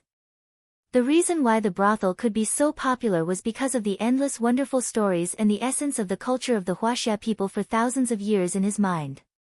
Obviously, the old-fashioned scripts from the brothel could not meet the needs of the people. Wan Ruoqing pushed the door open and came in with a food box in her hand. She said softly, "I've been busy all morning. I cooked some porridge. Have some." "It's okay. Put it there. I'll eat it after I finish writing this part." Li Yi raised his head and said, but his stomach was growling. He hadn't eaten anything since morning, so he was really hungry. However, there was not much left to write. He didn't want to be interrupted in the middle, which would be troublesome. Wan Ruoqing came over with the food box, took out the bowl of porridge, and sat beside him. She said, "Eat some first. The script is not urgent." Li Yi didn't say anything this time. He picked up the spoon with one hand, and the other hand was not idle. He drank a mouthful of porridge, wrote a line of words, and then drank another mouthful. He was thinking about whether it was suitable to use a certain plot here. The spoon in his left hand gradually stopped in the air. Then, a soft hand took the spoon from his hand and brought the spoonful of porridge to his mouth. Wan Ruoqing smiled and said, "You can't do two things at once. Let me do it." Li Yi smiled awkwardly and said, I'm sorry. Only a hedonistic young master from a wealthy family could enjoy such treatment. It was too extravagant and depraved." In order to express his uneasiness and apology, Li Yi decided to write another 20% discount. Only then would he be able to gain some peace of mind. Li Yi swallowed the porridge she fed him and asked casually, "How are the children recently?"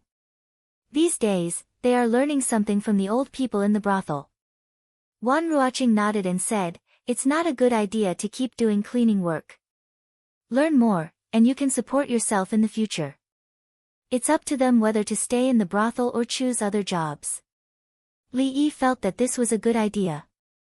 Although they were all children, there were still some very talented ones among them. They grew up in the brothel, so their feelings for this place were naturally extraordinary. If they were trained well, they might be entrusted with important tasks in the future. Then, they talked about the brothel. Although the script couldn't be finished, the porridge would eventually be finished. When Ruoqing put down the bowl, there was no point in continuing. He stood up, stretched his body, and said, let's go for a walk. Wan Ruoqing nodded slightly. Even though there were many things to do in the brothel before the Lantern Festival, what could be better than two people walking together? Of course, Li Yi knew that even if it was just the two of them walking together, she would be happy for the whole day. But he didn't know that as soon as he walked downstairs, he met someone he didn't want to meet now, especially at this time. The new capital governor, Lord Zeng, was dressed in casual clothes and didn't have any attendants around him. In the brothel where people came and went, it was easy to be lost in the crowd. Zeng Shichen stood opposite, looked at him and said, "Drunk Ink said you were here." Of course, Drunk Ink knew that he was here. He came from Willow Lane. Li Yi looked at him and asked tentatively, "What's the matter?"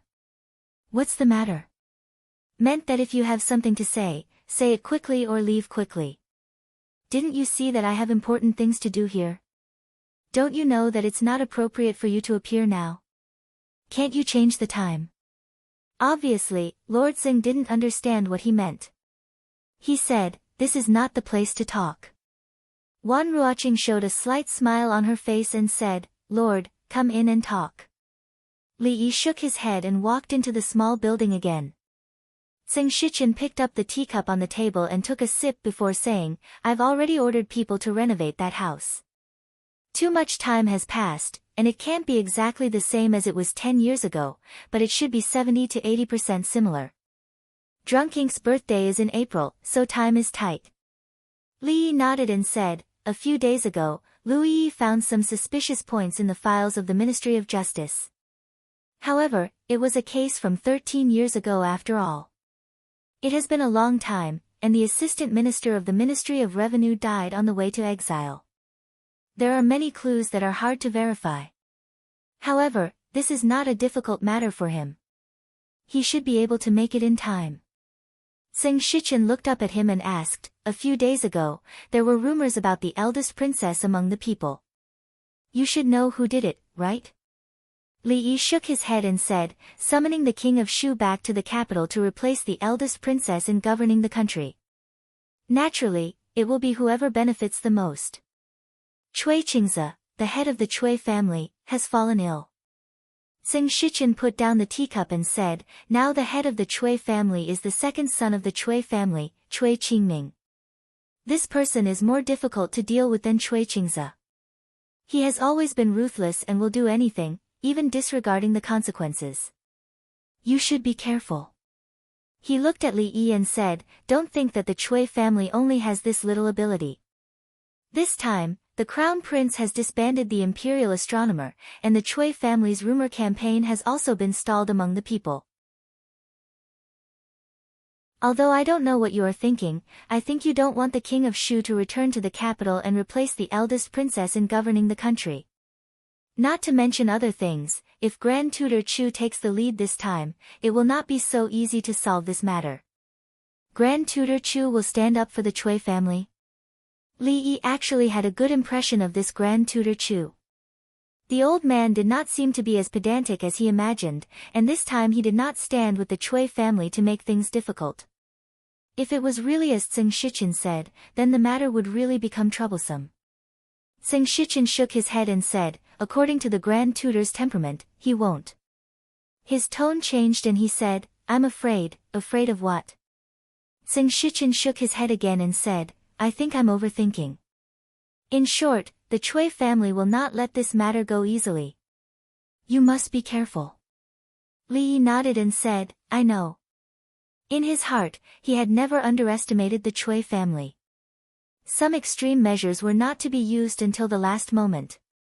It was better to take things step by step. After that, Zeng Shichen only cared about drinking tea and did not say anything else. Li Yi suppressed some of his thoughts and thought about the walk with Ruoqing. Seeing that Lord Zeng did not seem to have any intention of leaving, he asked tentatively, "Lord Zeng, would you like to stay and have a meal?" Generally speaking, when visiting someone's house at the last minute and hearing the host's invitation to stay, one should decline and stand up to say goodbye. This was an invisible tacit understanding between people. However, as soon as the words left his mouth, he regretted it, because historical experience showed that he and Lord Tseng did not have this kind of tacit understanding. As expected, Tseng Shichen put down his teacup and raised his head. Okay. After the family banquet, when Chu Ping was helping Grand Tutor Chu back to their room, he suddenly asked, "Grandfather, when will the next time we go out?" "I'm old and can't walk anymore," Grand Tutor Chu said, then raised his eyes to look at him and asked, "What, you don't like the capital and want to go out?" "No." Chu Ping repeatedly shook his head. Although the outside world is more knowledgeable, the capital also has its advantages. Grand Tutor Chu nodded and said, "These years outside, you've already seen many things. What you need now is to calm your heart and settle down. Don't follow those people outside and fool around, I know." Chu Ping repeatedly nodded and said, "I'm not fooling around. It's just that my zither skills have improved recently and I often go to the music hall to listen to music, all right." After returning to their room, Grand Tutor Chu waved his hand and said, "The Lantern Festival is approaching, you can relax a little. You can go." Chu Ping helped Grand Tutor Chu to his bed and said, "Grandfather, rest well. I'll take my leave." Miaoying Pavilion, Lady Shuangshuang. In the Cui family, Cui Qingming stood in front of the door and looked into the distance.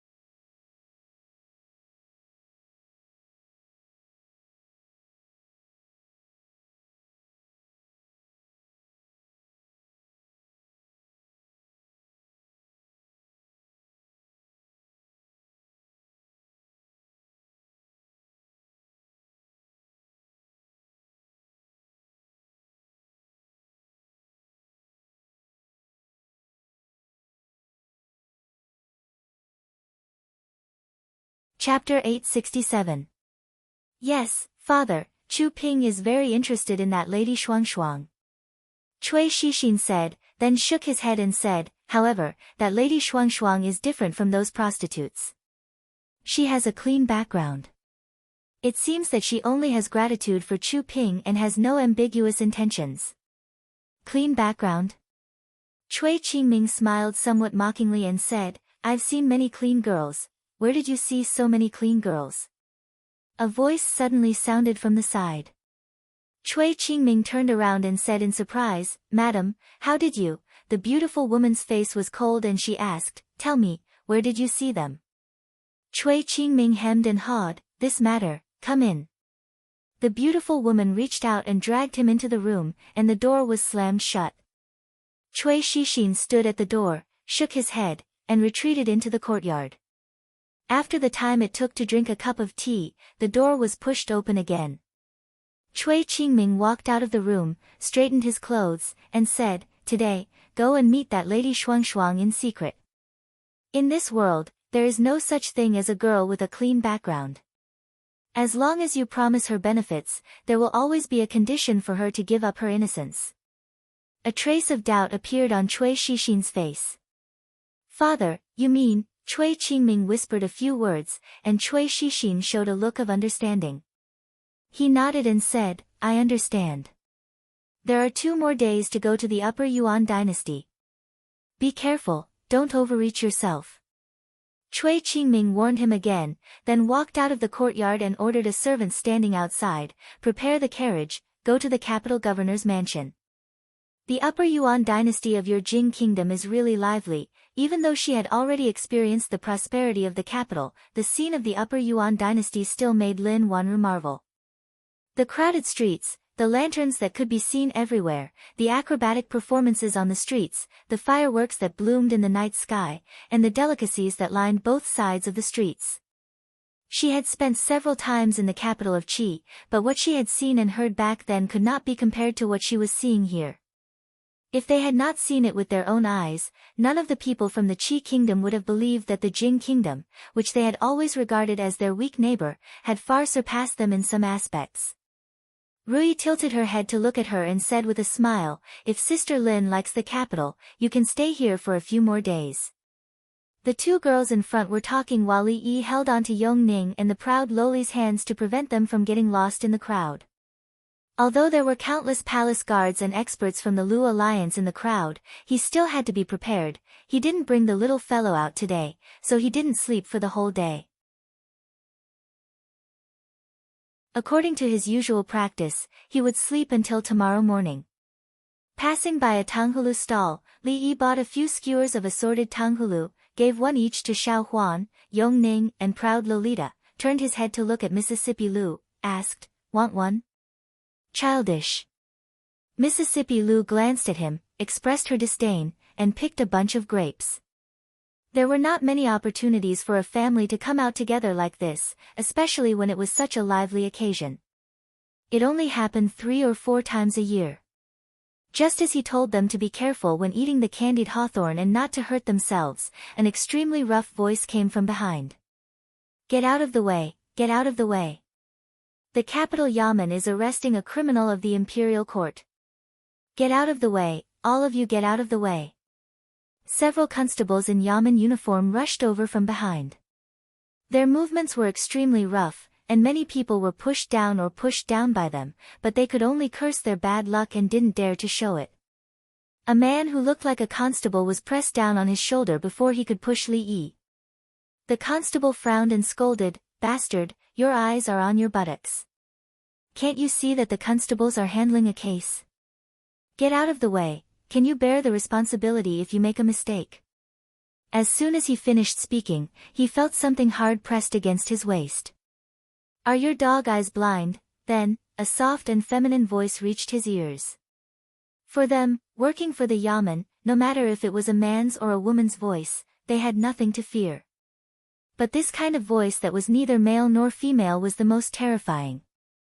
If they heard this kind of voice on the street, it meant that there was some important person in the palace here.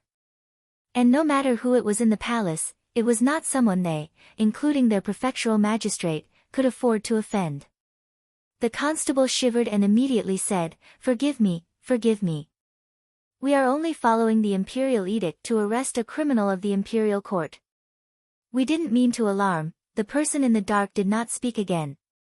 The constable felt the hard thing on his waist disappear and sighed in relief. When he raised his head again, there was only a vast stream of people. A person behind him asked, "Boss, what do we do now?" He pointed to another path with some annoyance and said, "Go around there, a criminal of the imperial court." Li Yi frowned. The flow of people in the capital during the night was the highest of the year, and it was also the time when trouble was most likely to occur. Zheng Shichen was muddle-headed. He actually chose this time to arrest a criminal of the imperial court. However, with Rui and Mississippi Lu, as well as so many guards in the dark, there was no need to worry about the safety of the arrogant girl and the others. He was only puzzled for a moment before he was pulled to the side by the arrogant girl to look at a unique goldfish lantern. On the other side of the street, Xiao Chui hugged Zheng Zumo's arm and begged, "Miss, you are the best at guessing lanterns. Please guess another one." Zheng Zumo looked at the different lanterns hanging on her arms and said grumpily, "You already have so many. Sister Ruoqing guessed 2 for you just now. Can you still carry them?" Xiao Chui looked down and then handed 2 lanterns to Xiao Zhu behind her. She turned around and said with a smile, "Now I can carry them." Zheng Zumo gently pulled her ear and said, "Let's talk about it when we go back. How can we stroll around with so many lanterns in our hands, oh?" The servant girl lowered her head in disappointment and said softly. Then, she seemed to have thought of something. She raised her head and said excitedly, "Miss, do you think we can meet Li tonight?" Zheng Zumo knocked on her head and said, "The capital is so big. How can you meet him just because you say so?" "Don't dream," the servant girl pouted. "But, sometimes, fate is so wonderful. Although the capital is big, as long as 2 people's hearts are the same." "Oh, miss, if you hit Xiao Chui again, she will become stupid," Miaoyin Pavilion. On the night of the first month, this kind of entertainment place had the most business. The beautiful woman had been shuttling upstairs and downstairs, entertaining all kinds of guests. Seeing someone walk in from the door, she immediately went up and said with a smile, "Oh, young Master Chu, you are finally here. Shuang Shuang has been waiting for you tonight." She has already pushed away more than a dozen waves of people. Chu Ping was at a loss and said in disbelief, "Shuang Shuang has been waiting for me up there?" "That's right." The beautiful woman smiled and said, "For the past few days, Shuang Shuang has been talking about how she is indebted to young master for saving her last time, but she is unable to repay you. She feels really guilty." Chu Ping was a little embarrassed and quickly waved his hand. "It was nothing. I believe that anyone with a bit of righteousness in their heart would not just stand by and watch." Seeing this, Cui Shixin shook his head slightly and pulled his sleeve. "Come here." Chu Ping was pulled to a corner and asked in confusion, "What?" "I said you are a bookworm, but you are not convinced." Cui Shixin looked at him and said helplessly, "Can't you see that Lady Shuang Shuang has fallen for you?" "Ah." Chu Ping was shocked. "Think about it, what is your identity? You are the eldest son of the Chu family, a man of striking appearance and great literary talent. What is her identity? She is just an entertainer. That day when she was bullied, who was the one who stood up for her? At that time, she was at her weakest and most helpless. It was you who gave her hope and light. For a woman to fall in love with you because of this, isn't that very normal?" Cui Shixin looked at him and slowly said, "Lady Shuang Shuang has never accepted a private invitation from anyone before. Why is it that she spends time alone with you every day? Do you think it's just because you saved her?" "You mean?"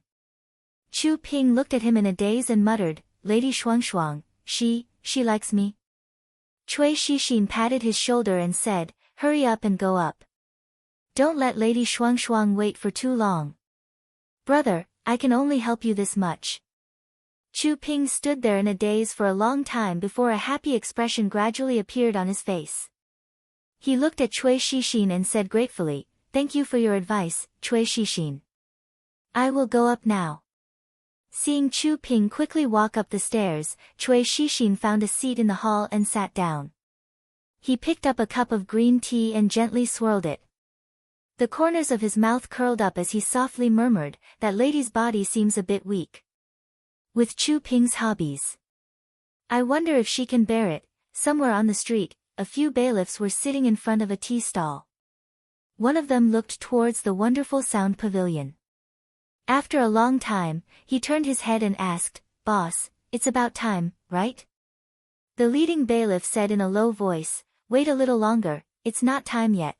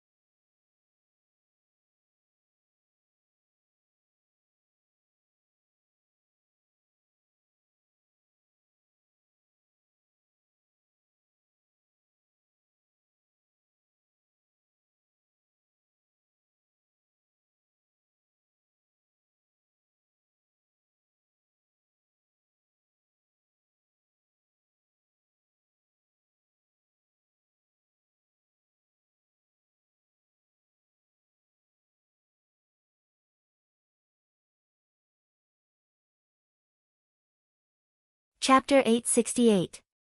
The streets of the capital of Shangyuan were abnormally crowded. Although the surrounding guards had purposely created a relatively loose space in the middle, it was still very difficult to walk through. Yong Ning was too short and could only see the backs of others. Li Yi simply carried her up. The proud Lolita was already very tall. She had always felt that she was no longer a child like Yong Ning, but at this moment, she was a little envious of her. The streets were mostly filled with lanterns and acrobatics. However, after watching too many of them, it became boring. The performances in the brothels were much more exciting. The group of people walked about half the street and entered a brothel. The brothel was still crowded, but it was orderly. Li Yi and the two young ladies followed behind them. It didn't matter which venue they entered. These performances in the brothel were nothing strange to him. However, this spacious hall seemed a little different. Looking over, on one side, there were young scholars gathered in groups of 3 to 5, whispering to each other. On the other side, there were curtains. There were light voices coming from inside, and he could vaguely see the women behind the curtains. In between these young men and women, there was a long line of lanterns that separated them. On the other side, there were some young people holding lanterns and writing something on them. The proud Lolita asked doubtfully, "Sir, what are you doing?" Li Yi also didn't know who thought of this new way of playing. He waved to a worker in the brothel and asked, "What are you doing?" The worker only felt that the young man in front of him looked familiar. After recalling, he shivered and hurriedly said, "Greetings, young master. I'll call the manager over immediately." Li Yi waved his hand and said, "There's no need. I'm just taking a look." "What are they doing over there?" The worker immediately replied, "Those people on the left are all famous scholars in the capital. They write poems on the lanterns and hang them there. If the ladies behind the curtains take a fancy to them, they will send a servant to tie a sachet on the lanterns." Li Yi finally understood that this was simply another form of matchmaking. Back in the day, he had experienced it himself. He had received countless scented sachets and love letters. If he did not remember wrongly, it was from an open-minded lady who had even stuffed a warm doodoo into his arms. No wonder some of the scholars were in high spirits, while others looked unhappy. That was because some of the lanterns in the middle didn't have a single sachet on them, while others had a few hanging on them. Choosing a son-in-law wasn't rare in this era. If it was in the future, the lanterns would definitely not have poems, but photos. Perhaps there would even be property certificates, car keys, and passbooks. Xiao Huan watched as a servant girl came out from behind the curtains and hung her lady's sachets on the lanterns. She thought it was very interesting. She grabbed onto Li Yi's arm and said excitedly, "Young master, why don't you also write a poem and hang it up? There will definitely be more sachets than all of them." In her heart, the young master was the most talented person. Otherwise, why would he be called the #1 scholar in the Jing Kingdom? If the young master put up a lantern there, it would definitely be the one with the most sachets. The arrogant Lolita wished for the world to be in chaos. She added fuel to the fire and said, "That's right. Mister, why don't you write a poem and beat them all? It's best if you don't even give them a sachet."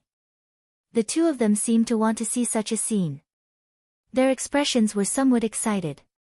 They completely didn't notice that the scholars not far away had expressions of displeasure on their faces. Hee, since when did such an arrogant person appear in the capital? He won't even leave us a sachet. Who does he think he is? The #1 scholar in the Jing Kingdom? Even the #1 scholar wouldn't dare to say such arrogant words. Some of the scholars not far away were feeling depressed. When they heard the words of the two young ladies, they felt ashamed and angry. However, they didn't want to argue with them. In a split second, the gazes on Li Yi increased. Li Yi knocked on the heads of the two of them and said, "Write whatever you want to write." Writing a poem also requires inspiration. It's not something that can be written just because you want to. There's nothing to see here, let's go. Rui and Lin Wanru went to the venue next door. There weren't any performances there, but there was an exhibition of women's clothing. It was the most popular style of women's clothing in the capital this year. Li Yi originally wanted to follow them, but the arrogant Lolita and Xiao Huan insisted on seeing who had the most sachets in the end. He could only accompany them there. What Xiao Huan wanted to see the most was the young master's poem. She rolled her eyes and walked over. She whispered, "Young master, you've written poems for Xiao Huan, for Miss, and for Miss Sang. You've written many poems for second Miss." Li Yi looked at Mississippi Lu. Mississippi Lu also looked over. "Forget it." Li Yi shook his head and said, "Other people's lanterns and sachets have other meanings. It's better if we don't disturb them." Mississippi Lu turned her head expressionlessly. In front of her, someone walked over. It was a scholar dressed in a scholarly robe. He looked rather refined. In his hand, he held a lantern that was obviously inscribed with words. He smiled and said, "Sorry to disturb you. I hope you don't take offense. It's just that when I saw you from afar, I was amazed and admired you. Suddenly, I was struck by inspiration and came up with a poem. This poem originated from you, so I wanted to give it to you." After this young scholar walked out from the crowd, a sigh came from behind the curtains. This young Master Zhou's literary talent was brilliant. He was very famous among the scholars in the capital. He was also a new imperial examination scholar. He was the best candidate for a son-in-law. There were already many people who had their eyes on him. But today, young Master Zhou actually gave the lantern with his poem inscribed on it to the young lady. This was the most direct expression of his feelings. What gift! Before Mississippi Lu could speak, Li Yi walked straight in front of her. He said to young Master Zhou, "You're willing to give it to her, but others aren't willing to accept it." He looked at Mississippi Lu and asked, "Isn't that right, Rui?" Mississippi Lu glanced at him and asked, "Is that right?" Young Master Zhou saw this and was delighted. He looked at Li Yi and twitched the corner of his mouth. He said, "You're not this young lady. How do you know if she's happy or not? Why, if you can't give this lantern out, you won't allow others to give it out." The lanterns here were not just lanterns. If one wanted to give a lantern out, he must write his own poem on it.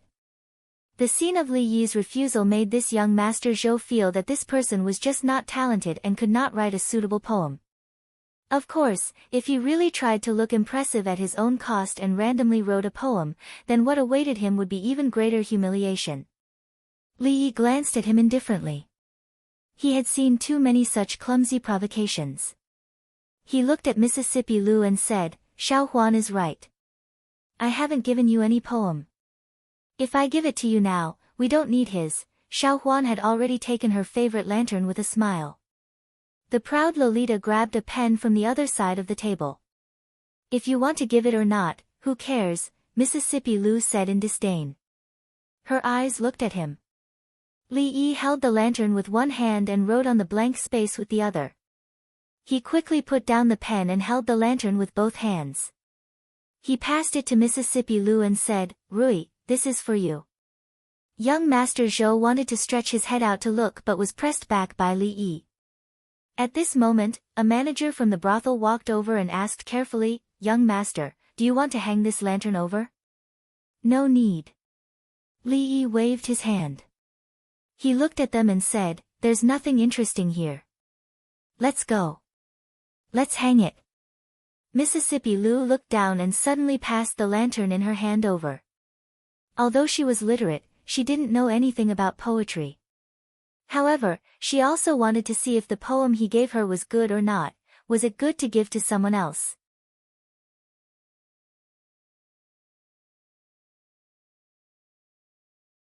Chapter 869. Let's not hang it up, Li Yi looked at Mississippi Lu and said hesitantly. The manager had already explained the rules to him in detail. Once the lanterns were hung up, it meant that they had agreed to the rules. It was fine if there were no scented sachets, but if there was a lady who hung up her own scented sachet, the two of them would have to have dinner together. If there were more than one scented sachet, they would have to choose one. His house was already in a mess, and there were many unresolved issues. There was no point in flirting with other ladies. Mississippi Lu looked at him and shook her head, It's all right.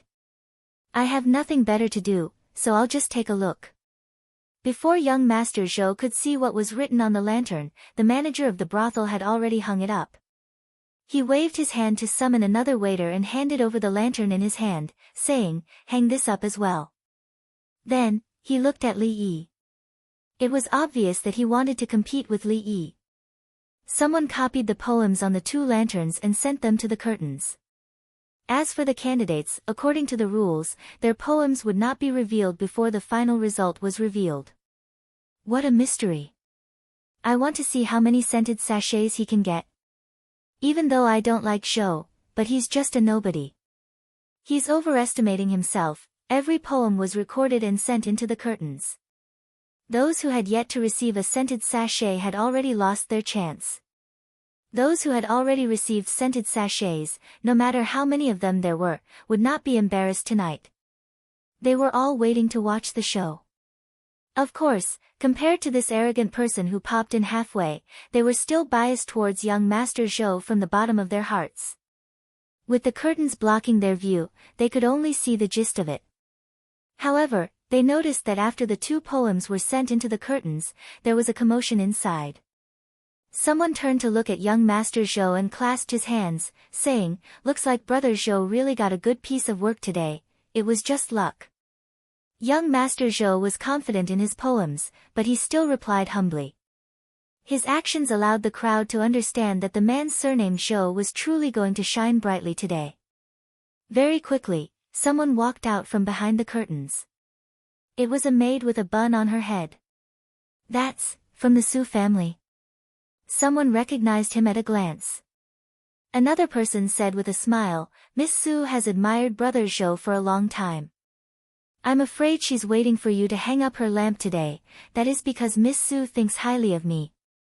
Young Master Zhou smiled lightly and said, Miss Su is extremely talented. Actually, I also have some admiration for Miss Su. As soon as he finished speaking, a maidservant with her hair combed into a bun hung a fragrant sachet under a goldfish lantern. Sir, there's one. The tsundere Lolita shouted excitedly. She had just bought this goldfish with her husband. Mississippi Lu looked at him and then looked away. Young Master Zhou's expression was a little awkward. He coughed twice and covered it up very well.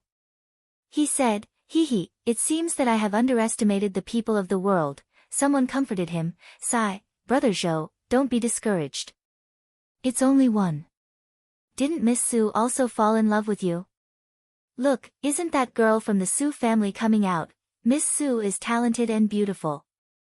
We also had a deep conversation.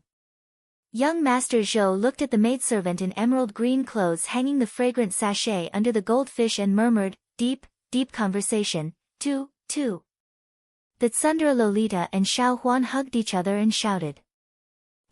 What kind of poem did he write?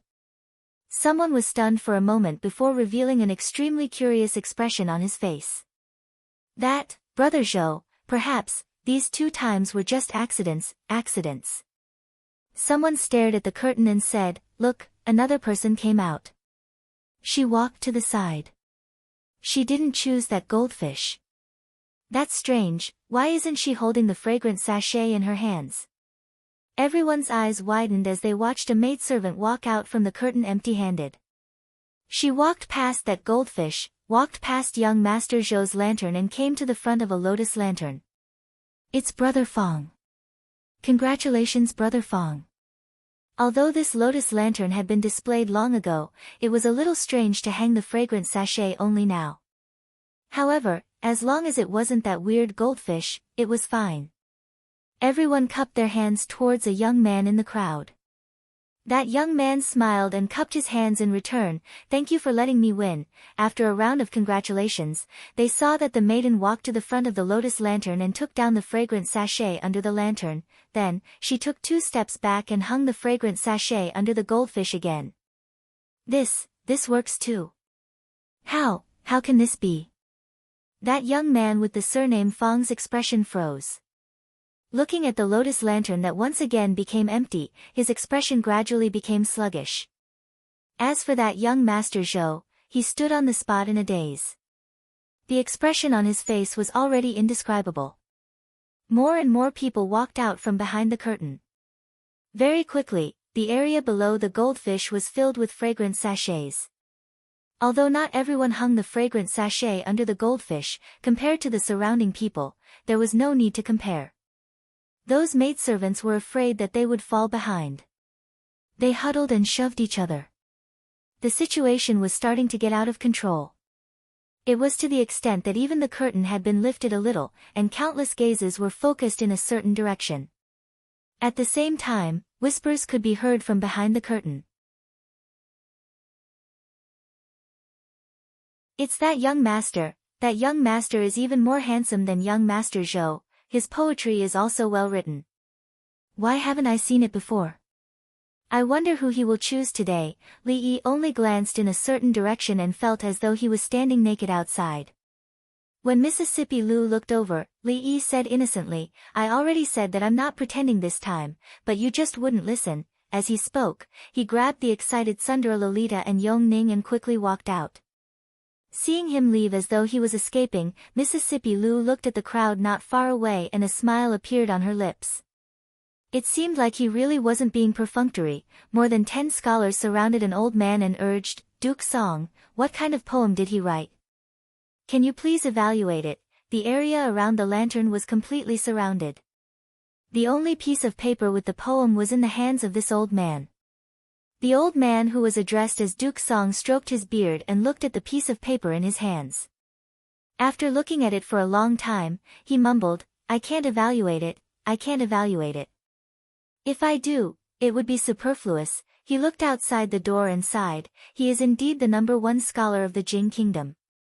He lives up to his reputation. What? The #1 scholar of the Jing Kingdom? He is Li Yi. While the crowd was stunned, young Master Zhou's face was already flushed red. Not far away, there were exclamations. Where's the lantern? That lantern is gone. It was here just now. Look for it quickly. Don't trample it. The brothel manager looked at the mess in the hall and revealed a bitter smile. How was he going to clean up this mess? Outside the door, Li Yi saw Mississippi Lu walking out with the lantern. He looked at her and asked, How is it? It's all right. Mississippi Lu looked at him and asked, I've been searching for her in the crowd for thousands of times. But when I look back, she's still there, in the dim light. What does this mean? Who are you looking for? I'm not looking for anyone.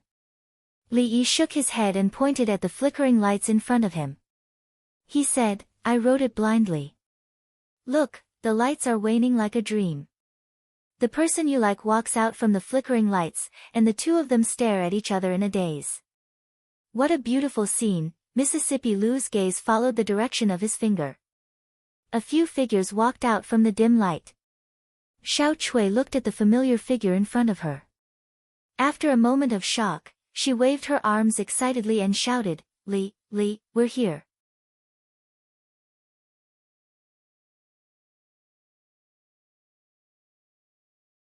Chapter 870. Xiao Chui waved her hand and turned to look at Zengzumo. She said proudly, Miss, I was right, wasn't I? Fate is something that no one can say for sure. Li Yi also felt that this sort of thing like fate was really too wonderful for words. That person is really at the place where the lights are fading. Mississippi Lu stuffed the lantern into his arms and turned to enter the field that Rui and the others had just entered. Li Yi turned his head to take a look. In the end, he still walked towards the figures in front of him. He looked at the more than 10 lanterns hanging on Xiao Chui and Xiao Zhu and said in surprise, Why did you buy so many? Xiao Chui shook her head and said proudly, I didn't buy them. They were all won by Miss and Sister Ruoqing. Xiao Huan followed behind Li Yi and looked around. She suddenly didn't know what to do. Yong Ning ran in Zengzumo's direction excitedly. Apart from her brother and sister Bing Ning, she liked Sister Zumo the most. Goddess Luo Shui looked at him and asked in confusion, Is it just you guys? As soon as she said that, Rui and Lin Wanru had already walked out from the field on the side. Although Mississippi Lu also walked out, she stood far away. Goddess Luo Shui ignored him and quickly walked over. She bowed to Rui and said in a low voice, Greetings, sister. We are a family. There is no need to be so formal. Rui smiled and took her hand. I saw a few clothes inside just now. They are very suitable for you. Let's go in and have a look. Zengzumo nodded and said, I will listen to you. The two went in hand in hand. Yong Ning also went in holding Zengzumo's hand. Xiao Huan and Xiao Chui followed closely behind. Ruoqing glanced at him, smiled, and went in as well. In an instant, on the street, there was only him and Lolita left. Lolita held his arm and said solemnly, Don't worry, sir. I will never leave you behind. Li Yi rubbed her head. The arrogant Loli squinted her eyes, a satisfied look on her face. She suddenly opened her eyes and looked at Li Yi. She said seriously, I will never abandon you. Can you promise me that you will never abandon Shanning? Li Yi smiled and nodded. All right. Pinky promise. The Tsundere Loli stretched out her pinky. Pinky promise, although it was just a child's words that could not be taken seriously, Li Yi's heart was full of gratification at this moment. He smiled and said, They can go shopping by themselves. Sir will take you to eat delicious food, only you. Okay. The proud Lolita widened her eyes and her face was filled with joy. Although Mr. had never written a poem for her, he only brought her to eat delicious food. He did not bring Yong Ning, Sister Zumo, Sister Rui, Sister Xiao Huan, or Royal Sister. In short, she was the only man in the world now. Mississippi Lu leaned against the wall and watched the two figures disappear into the crowd. She looked at the lights everywhere with a slightly dazed expression. Lin Wanru did not follow Rui and the others in. She stood on the other side a few feet away and looked at the lanterns hanging outside. There were poems written on those lanterns. She walked from the first row and stopped in front of each lantern for a short while. Of course, some of them took a longer time, and some of them she just glanced at. Until the last one. This time, she stayed for a full quarter of an hour. At a certain moment, she stood a little closer and murmured softly, searching for her thousands of times in the crowd. Suddenly looking back, that person is there, in the dim light. This poem. What does it mean? Hearing the voice beside her, she turned her head and looked at Mississippi Lu. She smiled and said, "Although I don't know who wrote this poem and what kind of state of mind he had at that time, but from the literal meaning, it should be that the person who wrote this poem went through hardships just to find a person, but in the end, he realized that the person he was looking for was actually by his side all along." Mississippi Lu was stunned and asked, "Isn't it, in the dim light?" Lin Wanru shook her head and said, "The dim light is just a reference. The main point of this poem is suddenly looking back." She looked at Mississippi Lu, who suddenly turned around and ran into the surging crowd. She stretched out her hand and said in surprise, "Miss Rui." Her figure disappeared in the blink of an eye. Lin Wanru only put down her hand after a long time. She shook her head in confusion and turned around to look at the lantern again. Li Yi held the lantern in one hand and used the other to protect the proud lowly's swinging leg on his chest. This way, she wouldn't fall off from his shoulder. The proud lowly held a small bag in her hand. There were all kinds of snacks in it. While eating, she didn't forget to stuff some into Li Yi's mouth from time to time. Surrounded by the crowd, there was a street performer performing the sword-swallowing technique. The proud lowly was watching happily, so Li Yi didn't tell her the secret behind it. Suddenly, someone grabbed one of his arms. Li Yi turned around and looked at Mississippi Lu in surprise. He asked, "Why are you here? Give me back my lantern." Mississippi Lu snatched the lantern from his hand. Then, she decisively turned around and disappeared into the street again. Li Yi looked at the crowd on the street in surprise. She was the one who didn't want the lantern earlier, but now she was blaming him. However, when he thought about how it wasn't the first time she did this, he could only shake his head and sigh. Women's minds are not something you can guess. The proud lowly felt wronged and looked in the same direction as him. She said weakly, "That's my lantern." Miss Shuangshuang's zither skills are getting better and better. In the deepest private room on the second floor of the wonderful sound pavilion, Chu Ping stood up from the praying mat in the middle of the room. He looked at the curtain in front of him and said with a smile, "That song just now has reached the realm of emotional harmony.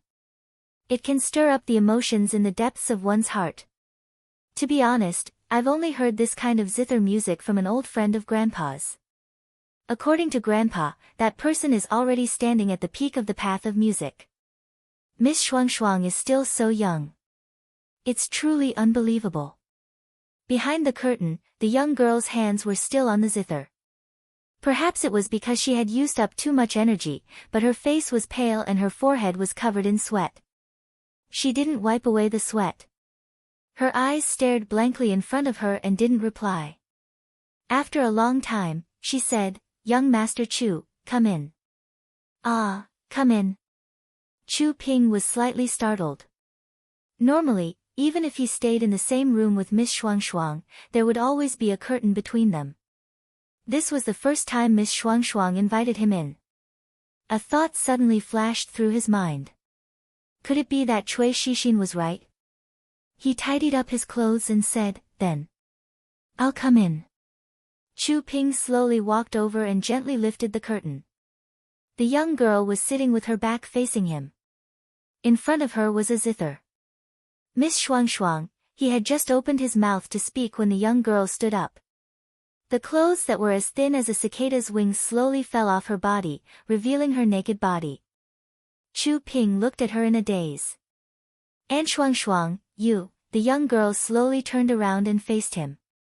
She said softly, "Young master's great kindness, this little girl is unable to repay it. The only thing I can give young master is this pure body." Chu Ping clenched his fists and looked away with difficulty. He gritted his teeth and said, "If you only want to repay a debt of gratitude." The young girl's face suddenly revealed a flowery smile. She took a step forward and gently embraced Chu Ping. She murmured, "In Shuangshuang's heart, she also likes young master." He said in a low voice, "When it comes to this kind of thing, I'm a little different from others." The young girl raised her head and looked at him. She said emotionally, "Shuangshuang is willing to do anything for young master." Chu Ping's body suddenly trembled. A look of joy appeared on his face and his breathing gradually became rapid.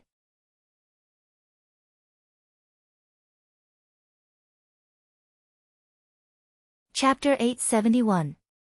The Wonderful Sound Pavilion. Cui Shixin raised his head to look upstairs. He didn't know when, but one of the doors upstairs had opened a crack. He drank the tea that had already turned cold in one gulp and raised his head to look upstairs. He paced around the room a few times before impatiently walking to the door. Then, he walked back inside. In front of a tea stall on the street. "Boss, I see it. Let's go." After a short exchange, a few bailiffs quickly stood up and pushed through the crowd. They loudly said, "We are here to arrest a criminal of the imperial court. Unauthorized personnel, get out of the way." The crowd moved aside, and the few of them arrived at the entrance of the wonderful sound pavilion. The leading bailiff waved his hand and said, "Go in and search." They were enjoying the music when suddenly, a bailiff barged in. The guests in the pavilion were startled, and the musicians stopped playing. When the beautiful woman saw the bailiff barge in, she hurriedly ran over and said in a panic, "Sir Bailiff, what's going on? We've always been doing proper business here." As she spoke, she stuffed an ingot of silver into the bailiff's hand. However, this tactic, which had always been successful, was useless at this moment. The constable raised his hand and pushed her away, coldly saying, "We are under orders to capture the imperial court's criminal.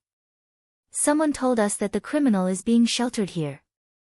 As for whether you are doing proper business here, we will know after a quick search." The beautiful woman was about to speak, but she was interrupted. "Stop talking nonsense."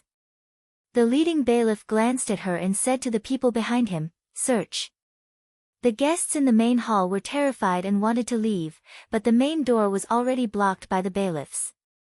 Naturally, they didn't dare to rush out and could only stand where they were, anxiously watching as the bailiffs went upstairs, kicked down the door, and searched. They just didn't know how many of the people inside would be so frightened that they would be permanently ill for the rest of their lives. Cui Shixin poured himself a cup of hot tea, raised his head to look upstairs, and continued to drink his tea. For the past few decades, the Chu family had been like a holy land in the hearts of the scholars of the Jin kingdom. Grand Tutor Chu had students all over the world and had taught 2 emperors. In the current imperial court, including the left and right ministers, countless ministers had to respectfully address him as Old Man Chu. Grand Tutor Chu, who had always kept himself clean and was particularly strict with his descendants of the Chu family, probably did not want everyone in Jingdo to know that the eldest legitimate son of the Chu family was in a brothel and had some kind of perverted hobby when it came to making love with women. Fortunately, the bailiffs who were searching for the imperial court's criminal were from the capital governor's manor, so the Cui family was able to exert some influence. Otherwise, this scandal, which was enough to affect the reputation of the Chu family, would have spread far and wide. Cui Shixin raised his head to take another look, then slowly stood up and walked upstairs. On the main street, passers-by saw the officials blocking the entrance of the wonderful sound pavilion. They stopped in their tracks and watched from afar. In the restaurant on the opposite side, a large man poured warm wine into a cup and handed it to a middle-aged man opposite him. "Fifth master, the wine is warmed."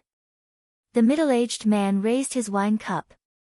The burly man was about to sit down opposite him when he saw that the burly man's hand was trembling non-stop. The wine in the cup spilled all over his sleeves, but he didn't seem to care at all. He raised his hand and brought the wine cup to his lips. At this moment, there was not a single drop of wine left in the cup. "Fifth master, what's wrong? Are you very cold?" The large man hurried over and saw that the window behind the middle-aged man was open. He immediately said, "I'll go close the window." He stood in front of the window and glanced down. "Strange, what are those people looking at down there? Don't close it." At this moment, the middle-aged man's gloomy voice seemed to come from his throat. "But, if you don't close it, the wind outside will blow in." I said, "Don't close it." Okay, if you don't close it, then don't close it." The large man helplessly shook his head. He waved at the waiter beside him and said, "Bring a heater over, hurry." The middle-aged man raised the empty cup and drank a mouthful. When he put down the cup, his arm couldn't help but tremble. The cup knocked against the table and made a clear sound. This attracted the attention of the people at the neighboring table. The large man walked over and looked at him. He asked in fear, Fifth Master, are you sick? I'm fine. The middle-aged man didn't raise his hand. He said in a deep voice, pour the wine. But. Pour the wine. The large man could only obey. He watched as the cup of wine was brought to his mouth. There was not a single drop left, but he still pretended to drink heartily. He shook his head and filled the empty cup again. I've been ordered to search for the imperial court's criminal. Don't touch the people inside. One of the constables kicked open the door and saw 2 naked worms on the bed in the room. He shouted loudly. The man and woman on the bed had long been scared silly. 2 bailiffs had already rushed in and roughly swept their eyes over them. Their gazes fiercely landed on the woman's body a few times, then looked at the man. They waved their hands with some disdain and said, It's all right, you guys can continue. After walking out of the room, they looked at each other and walked straight to the innermost room. I've been ordered to search for the imperial court's criminal. Don't touch the people inside. The leading bailiff kicked the door open. The other 2 bailiffs immediately rushed in and rushed to the bed behind the curtain. Behind the curtain, the man's heavy breathing suddenly stopped and turned into panic. Who are you people? The leading bailiff looked at the man on the bed and was stunned for a moment. He immediately cupped his fists and said, My apologies. I didn't know young Master Chu was here and disturbed you. Please forgive us.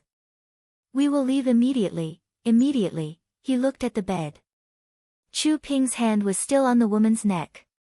The woman's exposed body was also covered in green whip marks and candle tears. The constable sucked in a breath of cold air and looked at Chu Ping. He cupped his fists again and said, This. Young Master Chu's preferences are really unique. Young Master Chu, don't worry. We didn't hear or see anything tonight. Please continue. He waved at the 2 people in the room and said, What are you waiting for? Hurry up and leave. When they reached the door, a figure came in from outside. Cui Shixin looked at them and his face darkened. He said angrily, Who let you in? The bailiff smiled apologetically. Before he could say what he had rehearsed beforehand, he suddenly heard a terrified voice from the bedside. Chu Ping fell from the bed. His face was pale and bloodless. He murmured, This can't be real. This can't be real. Shuang, wake up. I didn't use any force just now. I really didn't use any force just now. The bailiff looked at this scene in astonishment. Before he could ask, one of the bailiffs looked at the naked woman lying on the bed. He slowly extended his hand and put it in front of her nose. He then turned his head and said in disbelief, Dead? What? Cui Yenxin and the bailiff's expressions changed at the same time. In the restaurant, the burly man looked at the middle-aged man whose clothes were mostly wet. He shook the empty wine flask and said, Fifth Lord, there's no more wine. Let's go back. The middle-aged man picked up the remaining wine in his cup and slowly spilled it on the floor. He supported himself on the table and stood up with some difficulty. He said in a hoarse voice, Let's go back. That person is the Qin clan's 5th lord. Based on the way that man addressed him, it should be him. I heard that when this Qin clan's 5th lord was young, he was a famous person in the capital. However, because the Qin clan had Qin Yan, he usually kept a low profile. How did he become like this now? You don't know. AI, this matter is also a sin. Downstairs, the burly man walked out of the restaurant with the middle-aged man on his back. He looked at the crowd and asked, 5th lord, do you want to stay and watch the show?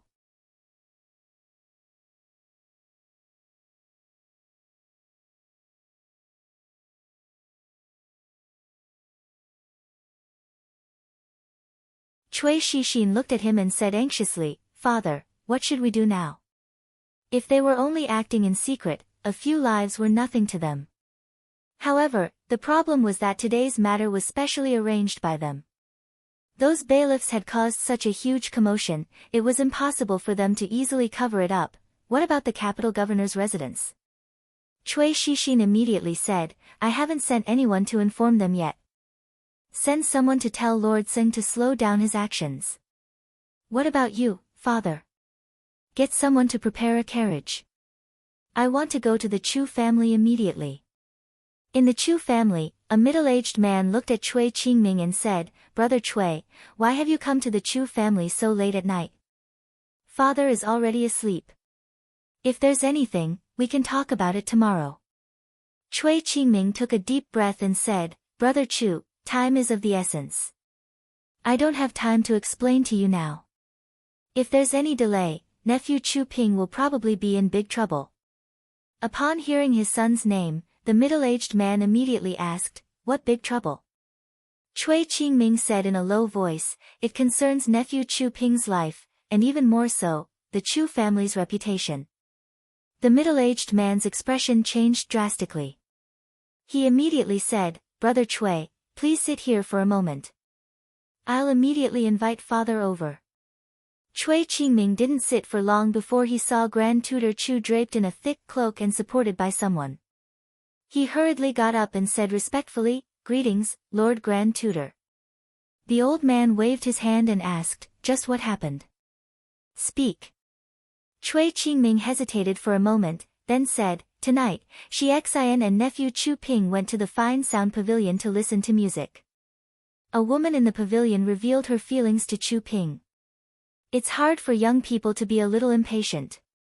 Coincidentally, the constables of the capital governor's residence were searching for a criminal of the imperial court, and they accidentally ran into the two of them having sex. The middle-aged man's expression relaxed slightly.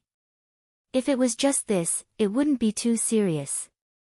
It was just a normal affair between a man and a woman, and it didn't count as visiting prostitutes. Even if it did, although it would damage the Chu family's reputation, it wouldn't be so serious that it would endanger their lives. The old man looked at him with a sharp gaze. You came here so late at night for this? Cui Qingming lowered his head and said in a low voice, When the constables of the capital governor's residence went in, that woman was dead. A terrified expression appeared on the middle-aged man's face. The old man's body trembled, and he couldn't even hold his crutch steadily. His beard trembled, and he struggled to stand. He repeatedly said, This animal. Cui Qingming looked up and asked, Xian has already ordered people to temporarily suppress this matter. Now, the people of the capital governor's residence will most likely go over. Qingming came here in the middle of the night to ask Lord Grand Tutor how this matter should be handled. The old man trembled as he walked to a chair and sat down. After a long silence, he waved his hand dispiritedly and said, This old man is not the capital governor's residence. There is no need to ask me about this matter. A trace of anxiety appeared on the face of the middle-aged man beside him. He was about to speak when Cui Qingming suddenly said, The criminal of the imperial court that the capital governor's residence captured was truly deranged. He hid in the Fine Sound Pavilion and not only used cruel methods to kill that young lady, but he also wanted to harm nephew Chu Ping. Fortunately, the constables arrived in time. The old man didn't reply. He used the chair to support himself as he stood up with difficulty. His murky gaze rested on Cui Qingming for a long time before he waved his hand and said, This old man is tired. Qingming is truly sorry to disturb Grand Tutor. Grand Tutor, please do not worry. This matter will definitely not involve nephew Chu Ping. Cui Qingming said this and bowed. Grand Tutor, rest early. Qingming will return first. The old man used his crutch to walk out the door. He shook off the middle-aged man's support and said in a hoarse voice, When you return, have him kneel in the ancestral hall. The middle-aged man's expression was complicated as he slowly nodded. Fifth Master, I'm leaving. The large man looked at the middle-aged man who had already taken off his clothes and went to bed. After saying this, he slowly retreated. A woman wearing coarse clothing walked over with a warm stove in her hand. She said, The master is afraid of the cold, so I brought an extra stove in. The large man opened the door and said, I'll help you put it in. The woman smiled and shook her head. No need. Your hands and feet are clumsy and your footsteps are heavy. The master has just fallen asleep and will be woken up by others. It's better if I go, you go rest. The large man rubbed his head in embarrassment. Then I'll go to sleep first. The woman nodded. After the large man left, she walked into the room and placed the stove on the ground beside the bed. She straightened her body and looked at the middle-aged man on the bed in the darkness. She sighed and said, You don't need to be sad. Shuang-er's body doesn't have many days left. Lian used to love her the most. To be able to do something for you before she goes to see Lian-er, she must be very happy. In the darkness, the middle-aged man lying on the bed suddenly opened his eyes. He clenched his fists and tore the bedsheets. A suppressed, beast-like roar came from his throat. There's a way, there must be another way. She doesn't need to do this, she doesn't need to do this. In the wonderful sound pavilion, a bailiff once again turned his head to look at the bed. A puzzled expression appeared on his face. He pushed the person next to him and whispered, Look, isn't she smiling? The bailiff turned his head to look and saw that the woman was already dead. Sure enough, there was a faint smile on her face. He walked over and covered her body with the bedsheet. He let out a long sigh. She's also a pitiful person. Early in the morning, the large man pushed open the door and walked out. The cold wind blew against his face and made him shiver. He looked at the courtyard full of white in a daze and muttered, Didn't it get warmer a few days ago? Why is it snowing again? He returned to his room and wrapped himself with another layer of clothing. Then, he walked out through the garden path and walked towards a courtyard. He stopped halfway. In the depths of the garden, a plum blossom tree had quietly bloomed. It immediately added a few more decorations to the vast expanse of white in the garden. In front of the plum blossom tree, a figure stood straight in the snowflakes that filled the sky. Fifth Lord, you came out so early today. Why didn't you open an umbrella? The large man walked over and carefully brushed away the snowflakes on the middle-aged man's shoulders and body. He saw that a thick layer of snow had also fallen on the middle-aged man's head. It was unknown how long he had been standing there. He gently swept away the snowflakes on the middle-aged man's hair. However, there were a few places where the snowflakes couldn't be swept away no matter what. The middle-aged man's movements became sluggish. He looked at the middle-aged man in a daze and a shocked expression appeared on his face. Fifth Lord, you. The middle-aged man turned his head to look at him. He revealed a smile and said, This person, if you don't pay attention, you will grow old.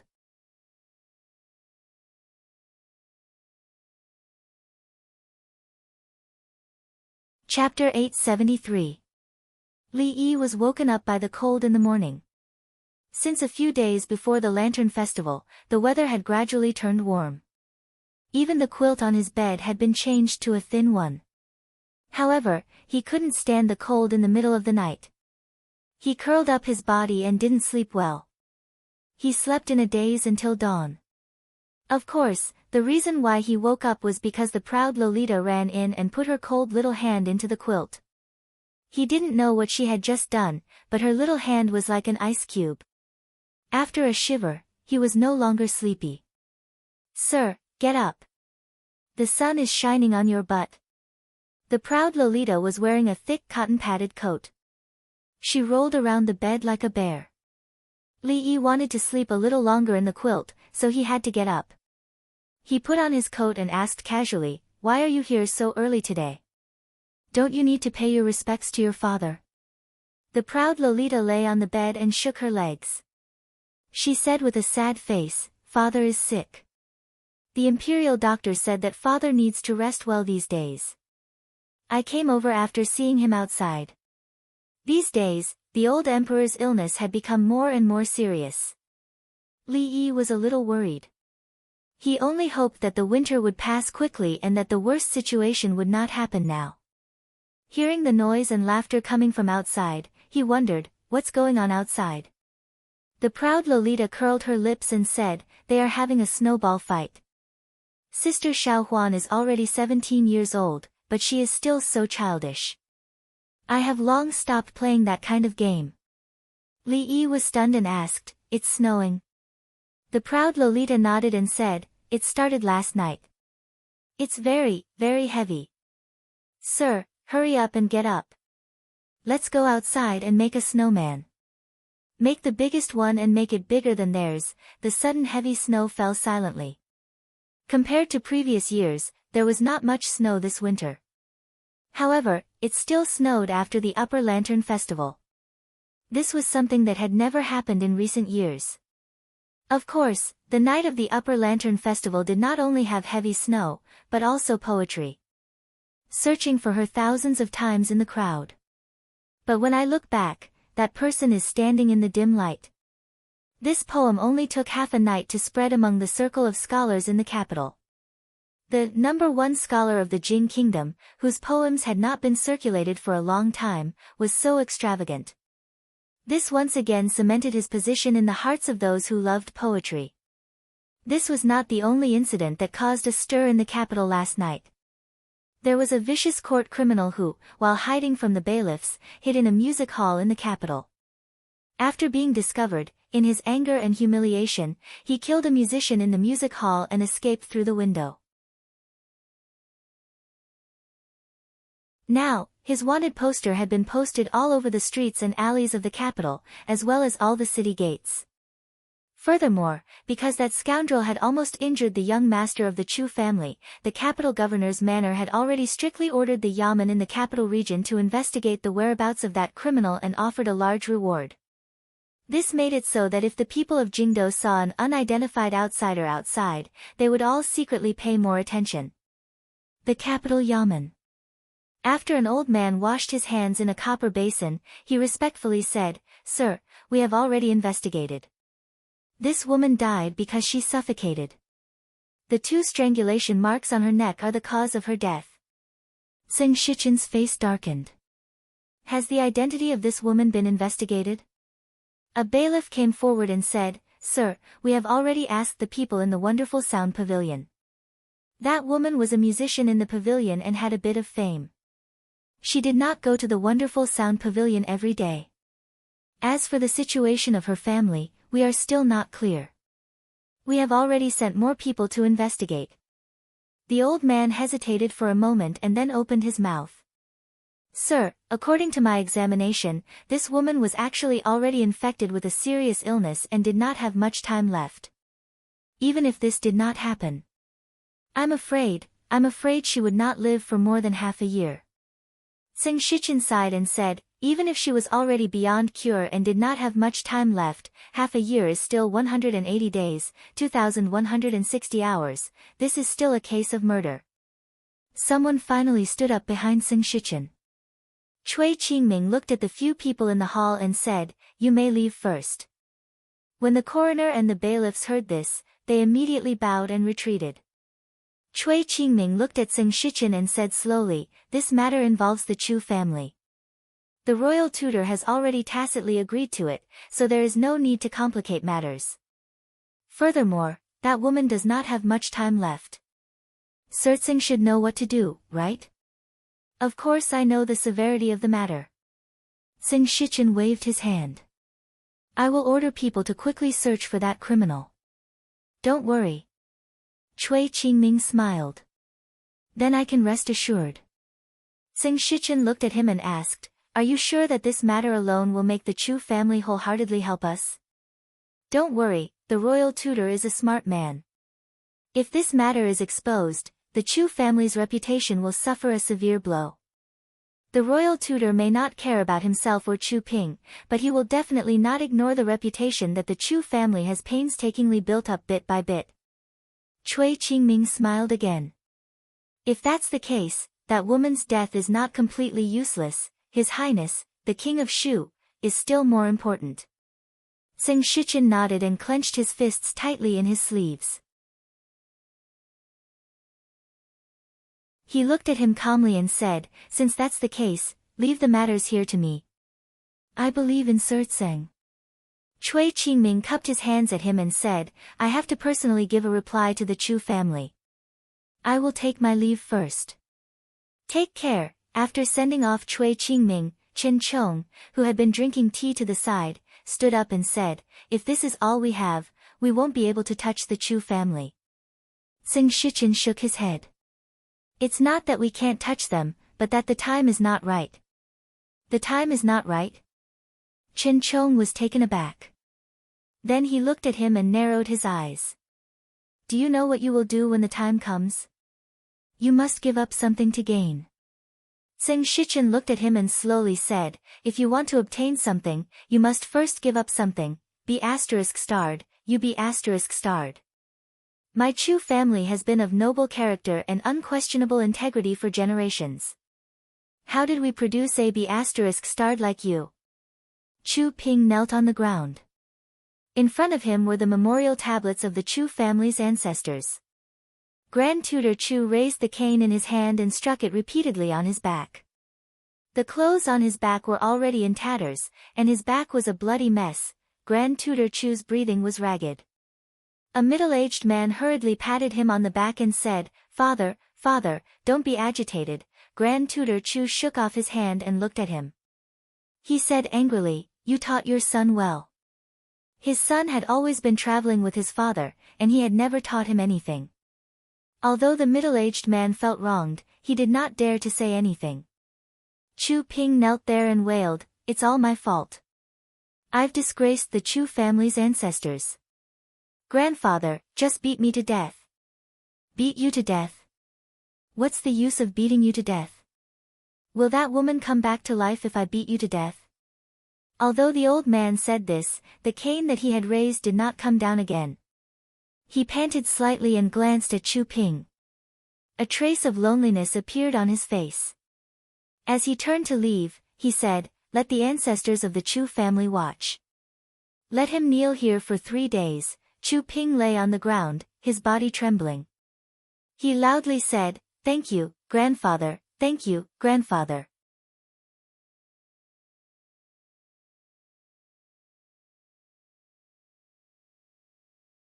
Chapter 874. Qin Family. After the family banquet, Qin Xiang looked at his eldest son and said, the reform mentioned this morning is related to agriculture.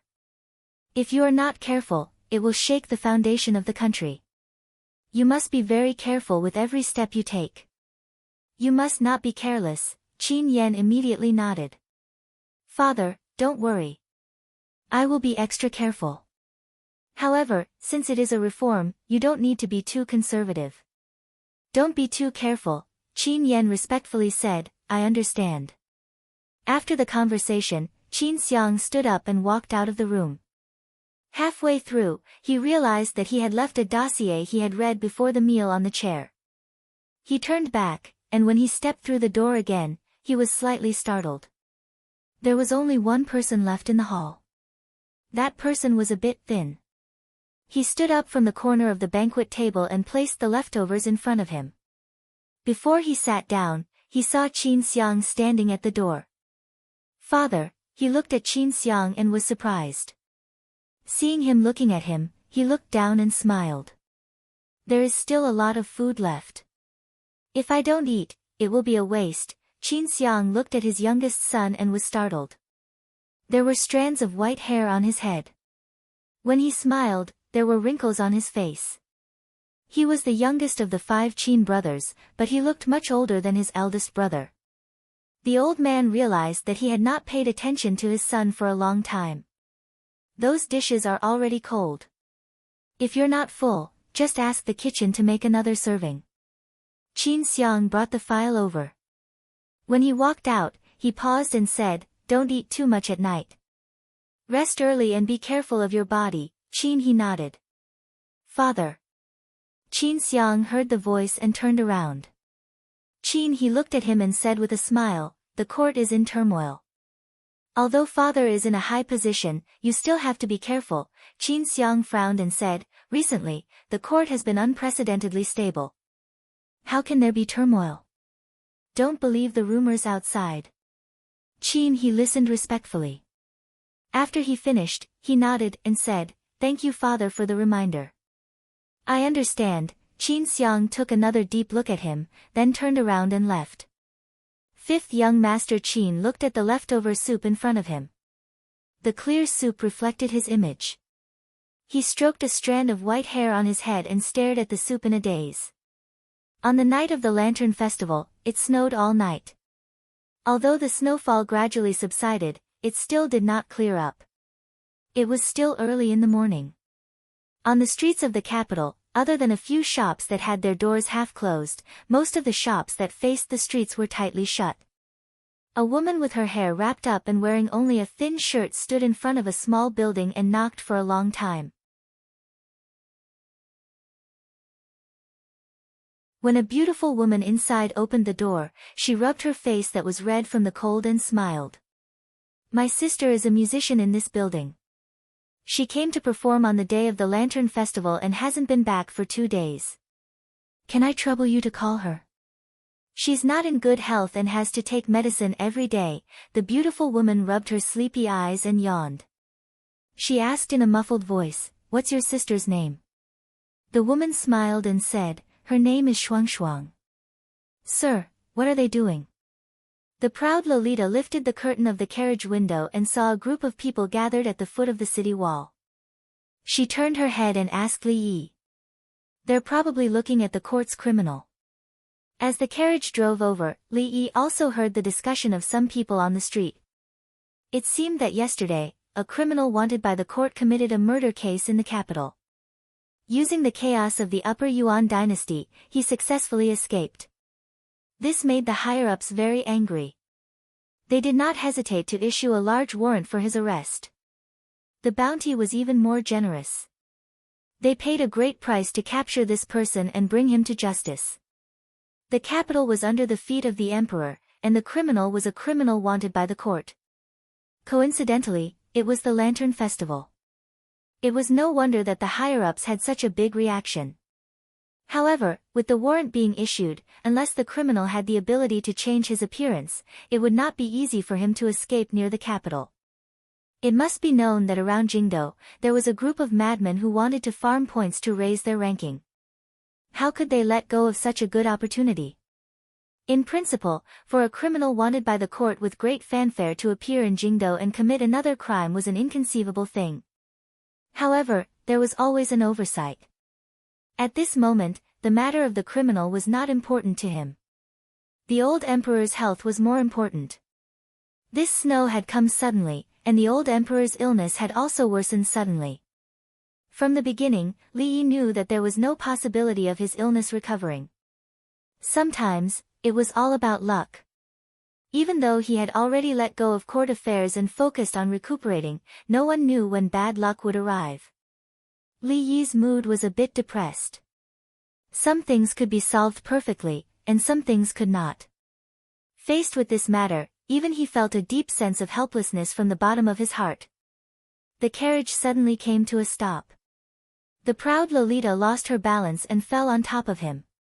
A red cloud appeared on her face. In a small voice, she said, "Sir, I didn't do it on purpose." Li Yi supported her waist and helped her sit properly. The angry scolding of a palace guard could already be heard from outside. "How do you walk? Don't you have eyes?" After scolding, the guard knocked on the carriage in a panic and asked, "Your Highness, are you all right?" "I'm fine," the proud Lolita replied in a small voice. She then asked, "What happened outside?" The guard immediately said, "A woman suddenly walked out of the alley and almost ran into her. I had no choice but to rein in the horse and disturb your Highness. Please forgive me, your Highness." The proud Lolita asked in a quiet voice, "She didn't hurt anyone, did she?" A guard had already helped the woman who had fallen to the ground up. He furrowed his brows and asked, "Are you all right?" The woman didn't look at him. Her eyes were unfocused as she walked forward in a daze. Strange person. The guard glanced at her and turned his head. "Your Highness, she didn't hurt anyone. Let's keep going." Li Yi lifted the curtain to take a look, only to see a distant silhouette. He shook his head and lowered the curtain again. After visiting the old emperor, the dark clouds in Li Yi's heart dissipated a little when he walked out of the hall. Naturally, it was because his illness wasn't as serious as he had expected. It was probably because of the sudden drop in temperature that he was having a relapse. A eunuch led him to the side hall and said that the heir and the eldest princess were already waiting there. When Li Yi and the proud Lolita walked in, they found that they weren't the only ones in the side hall. Princess Ning was holding Mingzhu's hand and talking. Li Xian was playing chess with Ning Wang. Seeing them enter, Princess Ning waved at the proud Lolita. "Sha Ning, come quickly, come here." Li Yi bowed slightly and said, "Greetings to Ning Wang and Princess Ning." Every year at the beginning of the year, the nobles from all over would enter the capital. Because Li Xian was in the capital, Ning Wang's family would often stay for a few more days. "Dr. Li, no need to be so courteous." Ning Wang waved his hand and looked at him. He shook his head and said, "In terms of the ability to judge people, I really am not as good as my royal brother. Dr. Li is an outstanding person. I actually misjudged you back then." You're tuning into the Dreamy Chapters YouTube channel. We're so grateful for your support, and don't forget to subscribe to join us on this incredible journey through captivating stories. Your generosity through donations truly makes a world of difference, as it's the primary source of revenue that allows me to expand and enhance this channel for you. Thank you from the bottom of my heart for being a part of this adventure.